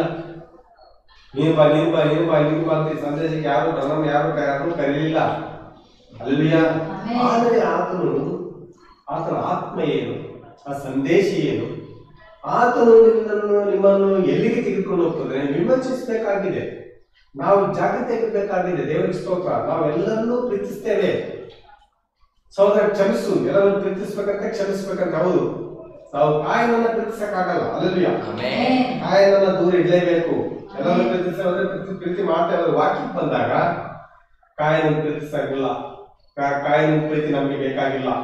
ಯೂದನನ್ನ ಪ್ರೀತಿಸಲಾರೆವು, ಯೂದನ್ನು ಪ್ರೀತಿಸಬೇಕು ಲೌಕಿಕವಾಗಿ. ಆದ್ರೆ ವಾಕ್ಯ ಬಂದಾಗ ವಾಕ್ಯಕ್ಕೆ ಸಂಬಂಧಪಟ್ಟ ಹಾಗೆ ಅಲ್ಲಿ ನಮಗೆ ಅವರಿಗೆ ವ್ಯತ್ಯಾಸ. ಅಲ್ಲಲ್ಯ ಅವ್ರನ್ನ ವಾಕ್ಯ ವಿಷಯದಲ್ಲಿ ಪ್ರೀತಿಸಲಾರೆವು, ಏಸಾವನ್ನ ನಾವು ಪ್ರೀತಿಸಲಾರೆವು, ಇಸ್ಮಾಯಿಲನ್ನ ನಾವು ಪ್ರೀತಿಸಲಾರೆವು. ಸತ್ಯವೇದ ಹೇಳುತ್ತದೆ, ದೇವರೇ ಯಾಕೋಬನನ್ನ ಪ್ರೀತಿಸಿ ಏಸಾವನನ್ನ ದ್ವೇಷ ಮಾಡಿದೆ ಅಂತ ಆದಿಕಾಂಡದಲ್ಲಿ ಬರೆಯಲ್ಪಟ್ಟಿದೆ. ಅದರಲ್ಲಿ ಏನ್ ಬರೆಯಲ್ಪಟ್ಟಿದೆ? ಯಾಕೋಬನನ್ನ ಪ್ರೀತಿಸಿ ಏಸಾವನನ್ನ ದ್ವೇಷಿಸಿದೆ ಅಂತ ಬರೆಯಲ್ಪಟ್ಟಿದೆ. ದೇವರೇ ಕೆಲಸ ಮಾಡಿದಂತೆ. ನಾವು ಏಸನ ದೇವ್ರ ದ್ವೇಷ ಮಾಡ್ಬೇಕಾದ್ರೆ ನಾವೆಷ್ಟವರು, ಕಾಯಿನ ದೇವ್ರ ದ್ವೇಷ ಮಾಡ್ಬೇಕಾದ್ರೆ ನಾವೆಷ್ಟವರು, ಯೂದನ ದೇವ್ರ ಕೈ ಬಿಟ್ಟಿರ್ಬೇಕಾದ್ರೆ ನಾವೆಷ್ಟವರು. ಅಲ್ಲಿ ಅವ್ರನ್ನ ತೆಗೆದುಕೊಳ್ಳುವ ಸಂದೇಶ ದೇವರು ಅನ್ನಕ್ಕಾಗುತ್ತಾ? ಆಗೋದಿಲ್ಲ. ಪ್ರತಿ ಸೇವಕರು ಕೂಡ ಈ ರೀತಿಯಲ್ಲಿ ಗಟ್ಟಿಯಾಗಿ ಯಾರ ಮಾತು ಕೇಳದಂತೆ ನಿಲ್ಲಬೇಕಾಗಿದೆ. ಪ್ರತಿ ವಿಶ್ವಾಸ ಕೂಡ ಯಾರ ಮಾತು ಕೇಳದಂತೆ ಗಟ್ಟಿಯಾಗಿ ನಿಲ್ಲಬೇಕಾಗಿದೆ. ಹೇಳ್ತೀರಾ? ಪ್ರತಿ ಆತ್ಮ ತೀರಿಸಬೇಕಾಗಿದೆ. ಪ್ರತಿ ಆತ್ಮ ನೀವು ವಿವೇಚಿಸಬೇಕಾಗಿದೆ. ನೋಡ, ಅವ್ರು ಅಪೊಸ್ತಲರು ಅಲ್ಲದ್ರು ಅಪೊಸ್ತಲರು ಅಂತ ಕಂಡುಕೊಳ್ಳೋರು. ಅಪೊಸ್ತಲರು ಅಲ್ಲ, ಅವರು ಅಪೊಸ್ತಲರು ಅಂತ ಹೇಳ್ಕೊಳ್ಳೋರು, ಸುಳ್ಳಾಗಿ ಹೇಳ್ಕೊಳ್ಳೋರು. ಅಲ್ಲಿ ಏನ್ ಮಾಡಿದವರು? ಕಂಡಿಡಿದ್ರಲ್ಲಿ ಅಪೋಸ್ ಯಾರು? ಪೌರನ ಸಭೆಯಲ್ಲಿ ಜನ. ಆ ರೀತಿ ನೀವು ಇರ್ಬೇಕು. ಅಲ್ಲೆಲುಯ್ಯ. ಆತ್ಮದ ಬೋಧನೆ ಮುಖ್ಯ ಅಲ್ಲ. ಅಲ್ಲೆಲುಯ್ಯ. ನಾವು ನೋಡ್ತೀವಿ, ಕೇವಲ ಸಂದೇಶವಲ್ಲ, ಅದರ ಹಿಂದಿನ ಆತ್ಮವನ್ನು ಕಂಡಿಡಿ. ಸಂದೇಶ ಮಾತ್ರ ಅಲ್ಲ, ಅದ್ರ ಹಿಂದಿನ ಆತ್ಮ ಏನು ಮಾಡಬೇಕು ಕಂಡಿಡಿ. ಅವರು ತೆರಿಗೆಲ್ಲ ಇದಾಕೆ ಮಾಡ್ತಾರೆ, ಅದು ಸೇವಕರಾಗಿರ್ತಾರೆ. ತೆರಿಗೆ ಕೆಂಪು ಮೀನ್ ಏಕೆ ಮಾಡ್ತಾರೆ, ಬೋಧನೆ ಮಾಡ್ತಾ ಇರ್ತಾರೆ. ತಲೆ ಇದ್ದಂಗೆ ಈಗ ತಲೆ ಬಗ್ಗೆ ಇವ್ರಿಗೆ ಯಾಕಷ್ಟೊಂದು ಕಾಳಜಿ. ಬಿಳಿ ಕೂದಲು ಬಂದಿರ್ತದೆ, ಅದಕ್ಕೆ ಪೇಂಟ್ ಹಾಕ್ತಾರೆ. ಆ ಪೇಂಟ್ ಬಗ್ಗೆ ಇವ್ರಿಗೆ ಕಾಳಜಿ. ಅವ್ರ ಕಾಳಜಿ ಅಲ್ಲ ಅದು, ಅದ್ರ ಹಿಂದಿನ ಒಂದು ಆತ್ಮ ಇದೆ. ಆತ್ಮದ ಕಾಳಜಿ ಅದು, ಸೈತಾನ ಆತ್ಮ ಇದೆ ಅವ್ರಿಗೆ. ಇಲ್ಲಂದ್ರೆ ಪೇಂಟ್ ಆಗ್ತಿರ್ಲಿಲ್ಲ ಅವರು. ಆ ತಲೆಗೆ ಕೆಂಪದ ಬಣ್ಣ ಏನು ಮೆಹಂದಿ ಬಂದ ಕೆಂಪು ಹಾಕಿದ್ರು. ಅಲ್ಲೆಲುಯ್ಯ. ಯಾಕೆ ಹಾಕ್ಬೇಕು?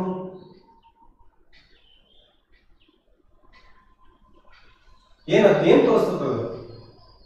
ಅವರಲ್ಲಿ ಒಂದು ದುರಾತ್ಮ ಒಕ್ಕಿದೆ ಅಂತ ತೋರಿಸ್ತದೆ. ಆಮೆನ್. ಯಾಕಂದ್ರೆ ಮುದುಕರಾಗಿದ್ದೇವೆ, ವಯಸ್ಸು ಹೋಗಿದೆ, ಬೆಳಕುದು ಬರಲೇಬೇಕು, ಬಂದಿದ್ದಾವೆ ಸಾಯಿಸಲು, ಅದಕ್ಕೆ ನೀನು ಪೇಂಟ್ ಹಾಕಿ 24 ವರ್ಷ ಮುದುಕಣ್ಣ ಕಾಣಬೇಕಂತ ಆಸಕ್ತಿ ಯಾಕೆ ನಿನಗೆ? ಆಸಕ್ತಿ ಯಾಕೆ ನಿನಗೆ? ಅದರಿಂದ ಆತ್ಮ ಏನು ತೋರಿಸುತ್ತೆ? ಯಾವ ಆತ್ಮ ಅದು? ಅಲ್ಲೆಲ್ಲಯ್ಯ ಸಹೋದರ ಸಹೋದರಿ ಕೇಳಿಸ್ಕೊಳ್ರಿ. ಅಲ್ಲೆಲ್ಲಯ್ಯ ಅವ್ರ ಬೋಧನೆ ಮಾತ್ರ ಅಲ್ಲ, ಅವ್ರ ಹಿಂದಿನ ಅವ್ರ ನಡತೆ, ಅವ್ರು ಯಾವ ಇದ್ದಾರೆ ಎಲ್ಲ ಕೂಡ ಕಂಡು ಹಿಡಿಬೇಕಾಗುತ್ತೆ. ಅವ್ರ ಹಿಂದಿನ ಆತ್ಮ ಕಂಡು ಹಿಡಿಬೇಕಾಗುತ್ತೆ. ಬೀಳಾನ ಸಂದೇಶ ಒಳ್ಳೇದೇ, ಆದ್ರೆ ಆತ್ಮ ಸರಿ ಇರಲಿಲ್ಲ. ಬೀಳಾನ ಆತ್ಮ ಒಳ್ಳೇದೇ, ಆದ್ರೆ ಬೀಳಾನ ಸಂದೇಶ ಒಳ್ಳೇದೇ, ಅವ್ನ ಪ್ರವಾದಿ ಒಳ್ಳೇದೇ, ಪ್ರವಾದಿ ಕೂಡ ಹೇಳ್ತಾರೆ ಅವನು ಪ್ರವಾದಿ ಇವತ್ತು ನೆರವೇರ್ತದವೆ. ಆದ್ರೆ ಅವನು ಒಳಗಿರ್ತಕ್ಕಂಥ ಆತ್ಮ ಯಾವುದು?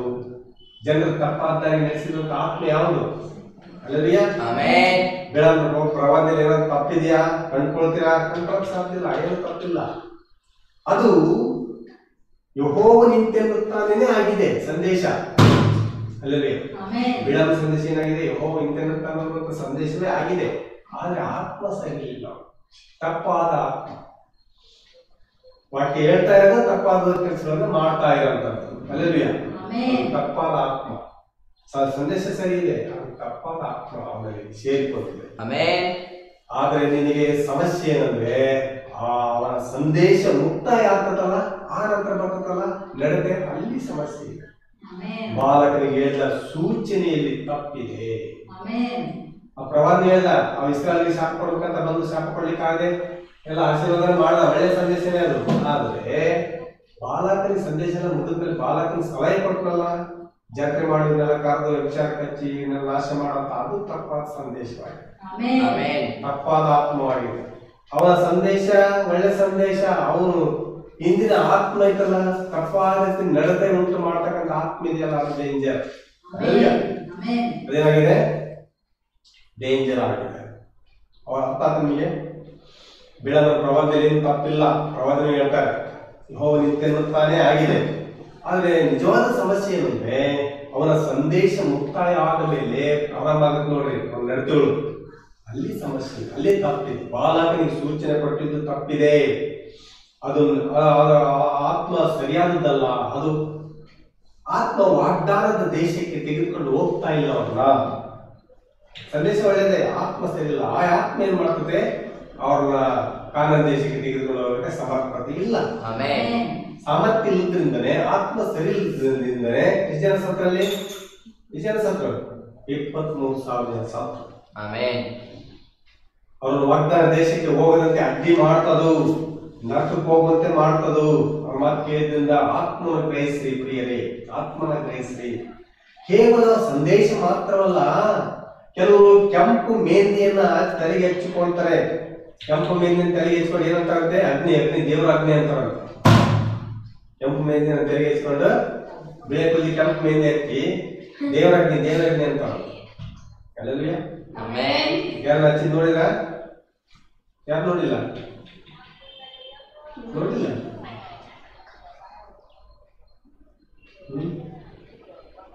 ಅಪ್ಲಿಕೇಶನ್ ಬಂದಿರಲ್ಲ, ಸೇವಕರು ನೋಡಿದ?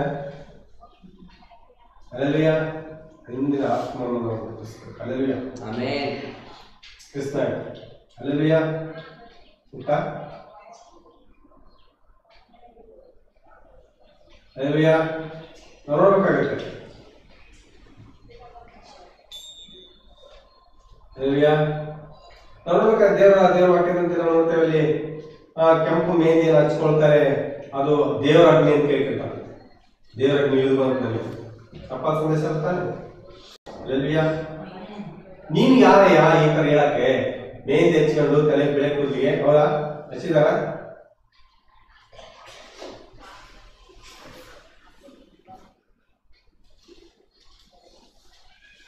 ಹೌದಾ? ಯಾರೋ ನೋಡಿದ್ದೀನಿ. ಅಲ್ಲೆಲ್ಲೂ ನೋಡ್ದ ಅಲ್ಲೆಲ್ಲೂಯ ನೋಡ್ತಾ ಅದನ್ನು ಬೆಂಕಿ ಅಂತ ಹೇಳ್ತಾರೆ, ದೇವರ ಅಗ್ನಿ ಅಂತ ಹೇಳ್ತಾರಂತೆ. ಸಹೋದರ ಸಹೋದರಿ, ಅಂತವರ ಸಂದೇಶವನ್ನು ಪರಿಶೀಲಿಸು. ಓ, ದೇವರು ನಿಮ್ಮನ್ನು ಪ್ರೀತಿಸ್ತಾನೆ. ಎಷ್ಟು ಜನ ಸ್ವಸ್ಥತೆಯನ್ನು ಬಯಸ್ತೀರಿ? ನಿಮ್ಮನ್ನು ಯೇಸು ಕ್ರಿಸ್ತನು ಪ್ರೀತಿಸ್ತಾನೆ. ಎಷ್ಟು ಜನ ನೀವು ಸ್ವಸ್ಥತೆ ಹೊಂದಬೇಕಂತ ಬಯಸ್ತೀರಿ ಅಂತೇಳಿ ಮುಂದೆ ಕರೀತಾರ. ಸ್ವಸ್ಥತೆ ಹೊಂದಲಿಕ್ಕೆ ಮುಂದೆ ಕರೀತಾರೆ, ಸಭೆಯಲ್ಲಿ ಕರೀತಾರಲ್ಲ, ಆ ರೀತಿ ಕರೀತಾರೆ. ಮೀಟಿಂಗ್ ಮುಕ್ತಾಯ ನಂತರ ಜನ ಆಳ್ತಾ ಇರ್ತಾರೆ. ದೇವರು ನನಗೆ ಮುಟ್ಟಿದ್ದಾನೆ ಅಂತ ಆಳ್ತಾರೆ. ನಾನು ಬದಲಾವಣೆ ಮಾನಸಾಂತರ ಹೊಂದಿದ್ದೇನೆ ಅಂತಾರೆ. ಮತ್ತೆ ಅಲ್ಲಿ ಹೋಗಿ ನೋಡುವಾಗ ಮತ್ತೆ ಅದೇ ರೀತಿ ಇರ್ತಾರೆ. ಮತ್ತೆ ಅವರು ಆಳ್ತಾರೆ, ಮತ್ತೆ ಗೋಳಾಡ್ತಾರೆ ಮಾನಸ. ಇದು ಸಂಪ್ರದಾಯ ಸಭೆಯ ಒಂದು ಕಥೆ. ಇದು ಇಲ್ಲಿ ವಧುನ ಸಭೆಯಲ್ಲಿ ಹಂಗಲ್ಲ. ಇಲ್ಲಿ ಅಳದು ಕರೆಯೋದು ಅಥವಾ ಇನ್ನೊಂದು ಸ್ವಸ್ಥತೆ ಮಾಡೋದು, ನಿಮ್ಮನ್ನು ಮುಂದೆ ಕರೆಯೋದಲ್ಲ ಇಲ್ಲಿ. ಅಲ್ಲೆಲ್ಲ ಬಿಲ್ಲಿಗ್ರಾಮ್ ಮೆಸೇಜ್ ಮಾಡ್ತಾವಿಲ್ಲ, ಸಂದೇಶ ಆಗ್ತದೆ. ಸತ್ಯವಾಗಿ ಹೇಳುವವರು ಕೆಟ್ಟವರಾಗಿರ್ತಾರೆ. ಸತ್ಯವಾಗಿ ಹೇಳೋರು ಕೆಟ್ಟವರಾಗಿರ್ತಾರೆ. ಇಂಥ ಸುಳ್ಳುವಾಗಿ ನಾಟಕ ಮಾಡೋರು ಪ್ರಿಯರಾಗಿರ್ತಾರೆ ಜನರಿಗೆ. ಅಲ್ಲೆಲ್ಲ ನೋಡ್ತೇವೆ 400 ಜನ ಆ ಪ್ರವಾದಿಗಳು ಆಹಾಬನ ಕಾಲದಲ್ಲಿ. ರಾಮತ್ ಗಿಲ್ಲೆದಿಗೆ ಹೋಗ್ಬೇಕಂತೇಳಿ ಹೇಳಿದಾಗ, ಯುದ್ಧಕ್ಕೆ ಹೋಗ್ಬೇಕಂತ ಹೇಳಿದಾಗ ಜಯ ಆಗುತ್ತಂತೆ 400 ಜನ ಹೇಳಿದ್ರು. ಅವರೆಲ್ಲ ಪ್ರಿಯರು ರಾಜನಿಗೆ. 400 ಜನ ಹೇಳಿದವರು. ಇವ್ನು ಒಬ್ಬನಿಂದ ಬೇಕಾಗಿ ಅವನು ಹೋದ್ರು ಬದುಕಲ್ಲ ಅಂತ ಹೇಳಿದಲ್ಲ, ಇವನೇ ಆ ರಾಜನಿಗೆ ಕೆಟ್ಟವನಾಗಿದ್ದ. ಆ ರೀತಿ ಪ್ರವಾದಿ ಬ್ರಹ್ಮ ಸಂದೇಶ ಇದ್ದಂಗೆ ಹೇಳ್ತಲ್ಲ, ಇವ್ರು ಕೆಟ್ಟವರು. ಸುಳ್ಳುಗಳಾಗಿ ಹೇಳ್ತಾರಲ್ಲ ಜನ, ಅವರು ಅದ್ಭುತವಾದಂತ ಜನ. ಡಾಕ್ಟರ್ ಸಂತೋಷ್ ಅವರೆಲ್ಲ ಅವರೆಲ್ಲ ಏನಾಗಿದ್ದಾರೆ, ತಪ್ಪಾಗಿ ಸುಳ್ಳುಗಳಾಗಿ ಹೇಳಲ್ಲ. 400 ಜನ ಪ್ರವಾದಿ ಏನಾಗಿದ್ರು, ಡಾಕ್ಟರ್ ಸಂತೋಷ್ ಆಗಿದ್ರು, ಸಂತೋಷ ಪಡೋದಾಗಿದ್ರು ಜನರಿಗೆ. ಆದ್ರೆ ಇವನು ಮಿಕಾಯಿವು ಸಂತೋಷ ಪಡೋರಾಗಿರ್ಲಿಲ್ಲ, ಸಂತೋಷ ಸಾಯಿಸಲಾಗಿದ್ದ. ಆಮೇಲೆ ಹೋಗ್ಬೋದು ಅಂತ ಕೇಳಿದಾಗ ಮಿಕಾಯು ಮಾತ್ರ ಕೆಟ್ಟವನಾಗಿದ್ದ. ದೇವರು ಪ್ರವಾದನೆ ಹೇಳ್ದ ಏನಂತ, ಇಸ್ರಾಯೇಲ್ ಕುರುಬನಿಂದ ಕುರಿಯಂತೆ ಚದುರಿ ಹೋಗೋದನ್ನು ನಾನು ನೋಡಿದೆ ಅಂತ ಹೇಳಿ ಪ್ರವಾದನೆ ಹೇಳ್ತಾರೆ. ಚಿದ್ಕಿ ಅವನಿಗೆ ಕೆನ್ನಿಗೆ ಹೊಡಿತಾನೆ. ಚಿದ್ಕಿ ಏನ್ ಮಾಡ್ತಾನೆ, ಕೆನ್ನಿಗೆ ಹೊಡೆಯುತ್ತಾನೆ. ಅಂತ್ಯಕಾಲದ ಅಭಿಷೇಕರ ಒಂದು ಪುಸ್ತಕದಲ್ಲಿ ಇದೆಲ್ಲ ಬರೆಯಲ್ಪಟ್ಟಿದೆ. ಅಲೆಲೂಯಾ. ನೀವು ಅದನ್ನ ಬೇಕಾದ್ರೆ ಮಾಡ್ಬೋದು, ಓದ್ರಿ. ಅಲೆಲೂಯಾ. ಈ ರೀತಿ ನಾವು ಅದ್ಭುತ ರೀತಿಯಲ್ಲಿ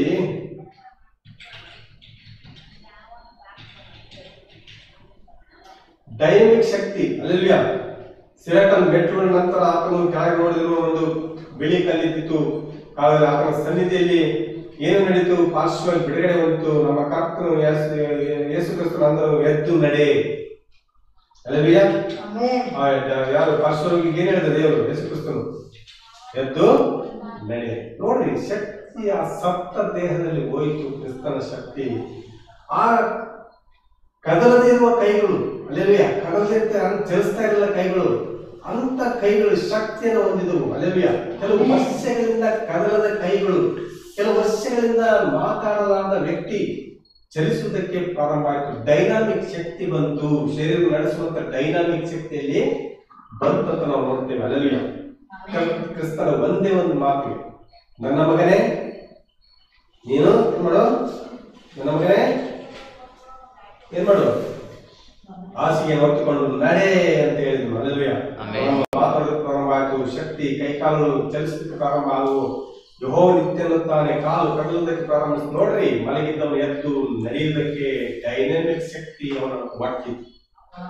ಮಂಚ ಅಂದ್ರೆ ಹಾಸಿಗೆಯನ್ನು ಹೊತ್ತುಕೊಂಡು ಎಲ್ಲರ ಮುಂದೆ ಮನೆಗೆ ಹೋದಂತ ನಾವು ನೋಡ್ತೇವೆ. ಆ ಮನೆಯಿಂದ ನಡೆದು ಹೋದನು. ನೀವು ಒಂದನ್ನು ನೋಡಬೇಕು, ಈ ದಿನ ಏನ್ ನಡೀತಾ ಇದೆ. ರಾಜನ ಕೋಣೆಯಲ್ಲಿ 7 ಮೆಟ್ಟಲುಗಳು ಹತ್ತಿ ಹೋಗಿ ಕಾಲಿರುವ ಸ್ಥಳ. ಅಲೆಲೂಯಾ. ಸೇವೆ, ಅದರಲ್ಲಿರುವ ಸೇವೆ ಮಾಡುವ ಸ್ಥಳದಲ್ಲಿ ಹತ್ತಿರದಲ್ಲಿ ಅನೋಖ ಪಿರಮಿಡ್. ಅಲೆಲೂಯಾ. ಒಂದು ಸಣ್ಣ ಮಾರ್ಗ ಇದೆ ಹೊರಗೆ ಹೋಗುವುದಕ್ಕೆ. ಅದು ಏನ್ ತೋರಿಸೋದು, ತಪ್ಪಿಸಿಕೊಂಡು ಹೋಗುವುದು, ಮೇಲೆ ಎತ್ತಲ್ಪಡುವಿಕೆ. ಅಲೆಲೂಯಾ. ಯಾರು ಆ ರಾಜನ ಕೋಣೆ ಒಳಗೆ ಇದ್ದಾರೋ ಆತನ ಸನ್ನಿಧಿಯಲ್ಲಿ ಆತನು ನಡೆಸುವ ಶಕ್ತಿ ಬರುತ್ತದೆ. ಪಾರ್ಶ್ವ ಬಿಟ್ಟು ಹೋಗಿದೆ. ಸಂಪ್ರದಾಯ ಸಭೆಗಳಿಗೆ ಹೋಗ್ರಿ, ಸಂಪ್ರದಾಯ ಸಭೆಗಳಿಗೆ ಹೋಗಿ ಕುತ್ಕೊಳ್ರಿ. ಅವ್ರು ಏನ್ ಮಾಡ್ತಾರೆ ಅಂದ್ರೆ ಕದನದ ರೀತಿಯಲ್ಲಿ ಸಂದೇಶನ ಕೇಳ್ತಿರ್ತಾರೆ. ಪಾರ್ಶ್ವದವರಿಗೆ ಕೈ ಎತ್ತಲ್ಲ, ಸ್ತೋತ್ರ ಮಾಡಲ್ಲ, ಅಲೆಲೂಯಾ ಹೇಳಲ್ಲ. ಅಲೆಲೂಯಾ ಸ್ತೋತ್ರ ಏನ್ ಬಾಯಿ ಬಿಚ್ಚಲ್ಲ, ಕದಲದ ಸ್ಥಿತಿಯಲ್ಲಿ ಕುಂತಿರ್ತಾರೆ. ಯಾಕಂದ್ರೆ ಅವ್ರಿಗೆ ಏನಾಗಿದೆ, ಏನಾಗಿದೆ ಪಾಸ್ಟರ್ನೇ ಹಾರಾಡ್ತಿರ್ತಾರೆ. ಅಲ್ಲಿ ಸಂದೇಶ ಮಾಡ್ಬೇಕು, ಏನಾಗಿರ್ತಾರೆ, ಸುಮ್ಮನೆ ಗಪ್ಪ ಕುಂತಿರ್ತಾರೆ. ಅದಲ್ಲಿ ಸುಮ್ಮನೆ ಕುಂತಿರ್ತಾರೆ. ಯಾಕಂದ್ರೆ ಅವರಿಗೆ ಪಾರ್ಶ್ವಿಂದ ಅವರು ಬಿಡುಗಡೆ ಬಂದಿಲ್ಲ. ನೀನು ಬಿಡುಗಡೆ ಬಂದಿದ್ದರಿಂದ ಆಮೇಲೆ ಅಲ್ಲೆಲ್ಲೂ ಹೇಳ್ತಿ, ಕೈಗಳು ಜಾಸ್ತಿ ಸ್ತೋತ್ರ ಮಾಡ್ತಿ. ನಾಲ್ಗೆ ಬಿಚ್ಚಲ್ಪಟ್ಟಿದೆ, ಕೈಗಳು ಬಿಚ್ಚಲ್ಪಟ್ಟಿವೆ ನಿನಗೆ. ವಾಕ್ಯವನ್ನು ಕೇಳುವಾಗ, ಪ್ರಕಟಣೆ ಅರ್ಥ ಆದಾಗ, ನಿನಗೆ ವಾಕ್ಯದ ಸಂದೇಶ ಅರ್ಥ ಆದಾಗ ನೀನು ಸುಮ್ಮನೆ ಕೂತ್ಕೊಳ್ಳಲ್ಲ.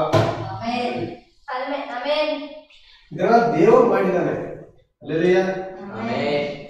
ದೇವರು ಮಾಡಿದ್ದಾನೆ ಅಂತ ಆದ್ರೆ ಮುದ್ರೆಗಳು ಬಿಚ್ಚಿವೆ ಹೀಗಿದ್ದರೂ ಅವರು ಪಾರ್ಶ್ವವಾಯನ ಸ್ಥಿತಿಯಲ್ಲಿ ಇದ್ದಾರೆ.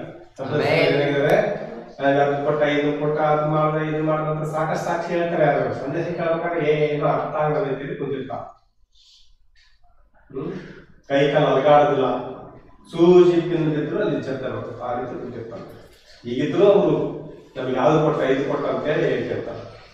ಇನ್ನೂ ಪಾರ್ಶ್ವ ಸ್ಥಿತಿಯಲ್ಲಿ ಅವರು ಸತ್ತವರಾಗಿದ್ದಾರೆ. ಆದ್ರೆ ನೀವು ಹೊಸ ಸೇವೆಯ ಕೆಳಗೆ ನೀವೇನಾಗಿದೆ, ಹೊಸ ಸೇವೆ ಕೆಳಗೆ ನೀವು ಕೈಗಳನ್ನು ಎತ್ತುತ್ತೀರಿ, ನಡೆಯುವ ಶಕ್ತಿ ನಿಮಗೆ ಬಂದಿದೆ. ದೇವರಿಗೆ ಸ್ತೋತ್ರ. ಅದಕ್ಕಾಗಿ ಕೂಗುತ್ತೀರಿ ದೇವರಿಗೆ ಸ್ತೋತ್ರ ಅಂತ, ಅಲ್ಲೆಲ್ಲೂ ಅಂತ. ಯಾಕೆ ನೀವು ಪಾರ್ಶ್ವವಾಗಿನಿಂದ ಬಿಡುಗಡೆ ಹೊಂದಿದ್ದೀರಿ, ನಡೆಯುವ ಶಕ್ತಿ ನಿಮಗೆ ಬಂದಿದೆ. ಒಂದಾದೊಂದು ದಿನ ಕೊನೆ ಸಾರಿ ನೀವು ಎಗರಿ ಭೂಮಿಯಿಂದಲೇ ಹೊರಟು ಹೋಗುತ್ತೀರಿ. ಹಾರಿ ಕೂಗಾಡಿ ಅಲ್ಲಿ ಸ್ತೋತ್ರ ಹೇಳಿ ಹೇಳಿ ಹೇಳಿ ಹೇಳಿ ಹೇಳಿ ಹೇಳಿ ಹಾರಿ ಹಾರಿ ಹಾರಿ ಹಾರಿ ಹಾರಿ ಮೇಲಕ್ಕೆ ಭೂಮಿ ಮೇಲೆ ಮತ್ತೆ ಹಿಂದಿರುಗಿ ಬರೋದಿಲ್ಲ. ಮೇಲೆ ಎಗಿರಿ ಹಾರಿ ಹೋಗುತ್ತೀರಿ, ಎತ್ತಲ್ಪಡುವುದರಲ್ಲಿ ಮೇಲೆ ಹೋಗುತ್ತೀರಿ. ದೇವರಿಗೆ ಒಬ್ಬೊಬ್ಬರನ್ನ ಆಶೀರ್ವದಿಸಿ, ದೇವರಿಗೆ ಒಬ್ಬೊಬ್ಬರನ್ನ ಅದ್ಭುತವಾದ ಸಂದೇಶ. ಮತ್ತೆ ಕೇಳಬಹುದು. ನಮ್ಮ ಸ್ಥಿತಿಗತಿ ಏನಾಗಿತ್ತು, ದೇವರು ಪ್ರವಾದಿ ಕಳಿಸಿ ನಮ್ಮ ಸ್ಥಿತಿಗತಿಗಳನ್ನು ಏನ್ ಮಾಡದ ಅನ್ನೋದು ಸಂದೇಶದಲ್ಲಿ ಅಲ್ಲೆಲ್ಲೂಯಾ. ಪಾರ್ಶ್ವವಾಗಿ ಒಳಗಾದಂತ ನಮ್ಮನ್ನ, ಕದಲ್ಲದೆ ಇರ್ತಕ್ಕಂಥ ನಮ್ಮನ್ನ, ವಾಕ್ಯ ಅರ್ಥ ಮಾಡಿಕೊಳ್ಳದಿರ್ತಕ್ಕಂಥ ನಮ್ಮನ್ನ ಯಾವ ರೀತಿ ದೇವರು ಅರ್ಥ ಮಾಡ್ಕೊಳ್ಳೋಕೆ ಸಹಾಯ ಮಾಡದ ಅನ್ನೋದು ಈ ಸಂದೇಶದಲ್ಲಿದೆ. ಅಲ್ಲೆಲ್ಲೂಯಾ. ಇದೊಂದು ದೊಡ್ಡ ಸಂದೇಶ. ಅಲ್ಲೆಲ್ಲೂಯಾ.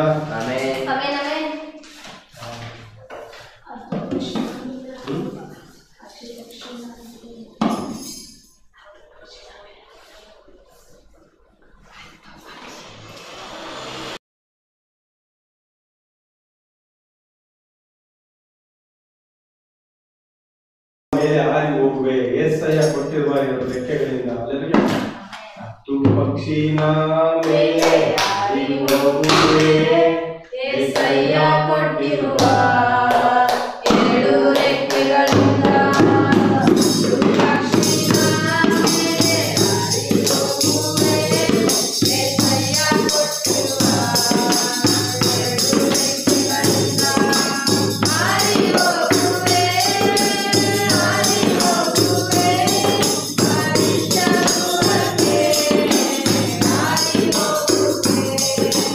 Hare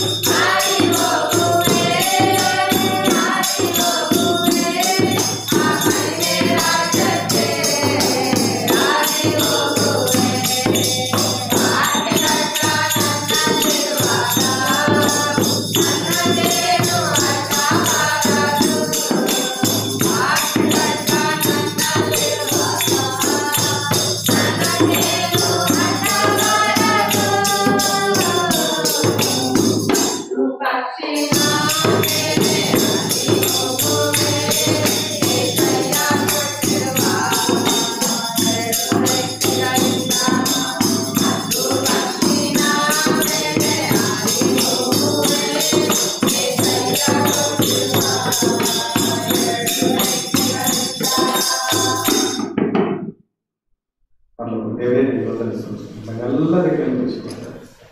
ಆನ್ಲೈನ್ ನೋಡಿದಂಥ ನಮ್ಮ ಜೊತೆಗೆ ತಿಳಿದು ಪ್ರಾರ್ಥನೆ ಜೊತೆಗಿದ್ದಂಥ ಎಲ್ಲ ಮಕ್ಕಳನ್ನು ಆಶೀರ್ವದಿಸುತ್ತಾರೆ. ಕನ್ನಡ ಮಾತಾಡಿಕೊಂಡು ಎಲ್ಲಿದ್ದಾರೋ ಸಂದೇಶವನ್ನು ಮುಟ್ಟಿಸುವ ಆಶೀರ್ವದಿಸು. ಅದ್ಭುತವಾದ ಸಂದೇಶ ಕರ್ತನೆ. ಹೌದು, ಈ ಸತ್ತ ಶರೀರವನ್ನ 4 ಜೀವಗಳು ತೆಗೆದುಕೊಂಡು ಕ್ರಿಸ್ತನ ಬಳಿ ನಡೆಸಿದ್ದೇ ಅದ್ಭುತವಾದಂತಹ ವಾಕ್ಯದ ಶಕ್ತಿಯ ಶರೀರ ನಡೆಸುವ ವಾಕ್ಯ ಶಕ್ತಿಯ ಸಂದೇಶವಾಗಿದೆ. ಕ್ರಿಸ್ತ ಅದ್ಭುತವಾದ ರೀತಿಯಲ್ಲಿ ನನಗೆ ಸಹಾಯ ಮಾಡಿದ್ದೀನಿ, ನಡೆಸಿದ್ದೀನಿ. ಸ್ತೋತ್ರ. ಆಮೇಲೆ ನಮ್ಮ ಜೊತೆಗೆ ಸೇರಿದಂತ ಪ್ರತಿಯೊಬ್ಬರನ್ನ ಮಕ್ಕಳನ್ನ ಮಹಿಮೆಪಡಿಸೋ ಜೊತೆಗೆ ಅದ್ಭುತ ಮಾಡು. ಬೇಕಾದೆಲ್ಲ ಸಹಾಯ ಕೊಟ್ಟು ಚಲಿಸಿದ್ದೇವೆ. ಈ ಕೊರೋನಾ ಮಧ್ಯದಲ್ಲಿ ಬೇರೆ ನೀವು ಅವ್ರು ಹೋಗುವಲ್ಲ ದೇವರು ನೆಲೆಸಿ ಕಾಪಾಡಿ ಅವ್ರನ್ನ ಕಾಪಾಡಿ ಆಶೀರ್ವದಿಸಿ ಆ ಕೊರೋನಾ ವೈರಸ್ ಇರ್ತಕ್ಕಂಥ ಸೈತಾನ ಮುಟ್ಟದಂತೆ ಅವರಿಗೆ ಸಹಾಯ ಮಾಡಿ ನಡೆಸಬೇಕಾಗಿ ನಮ್ಮನ್ನೆಲ್ಲ ಕೂಡ ಅದೇ ರೀತಿಯಲ್ಲಿ ನಡೆಸಿ ಆಶೀರ್ವದಿಸಬೇಕಾಗಿ ಮತ್ತೊಂದು ಸಾರಿ ನಿಮ್ಮ ಬಳಿ ಬರೋವರೆಗೂ ನಮ್ಮನ್ನೆಲ್ಲ ಹೆಸರಲ್ಲಿ ಕರ್ತನ ವಿಶ್ರಾಂತಿ ಕೊಟ್ಟು ವಾಕ್ಯದಲ್ಲಿ ಕೊಟ್ಟು ವಾಕ್ಯವನ್ನು ಕೊಟ್ಟು ದೇವರೇ ವಾಕ್ಯ ಸಂದೇಶದಲ್ಲಿ ಜೀವಿಸುವಂತೆ ಪ್ರತಿಯೊಬ್ಬರಿಗೆ ಸಹಾಯ ಮಾಡಿ ಆಶೀರ್ವದಿಸಬೇಕಾಗಿ ನಮ್ಮ ರಕ್ಷಕರು ಒಡೆಯನ ಯೋಜನೆ ತಿಳಿಸುವ ಅಧಿಕಾರದ ನಾಮದಲ್ಲಿ ಬೇಡಿ ಹೊಂದಿದ್ದೇನೆ. ಆಮೆನ್.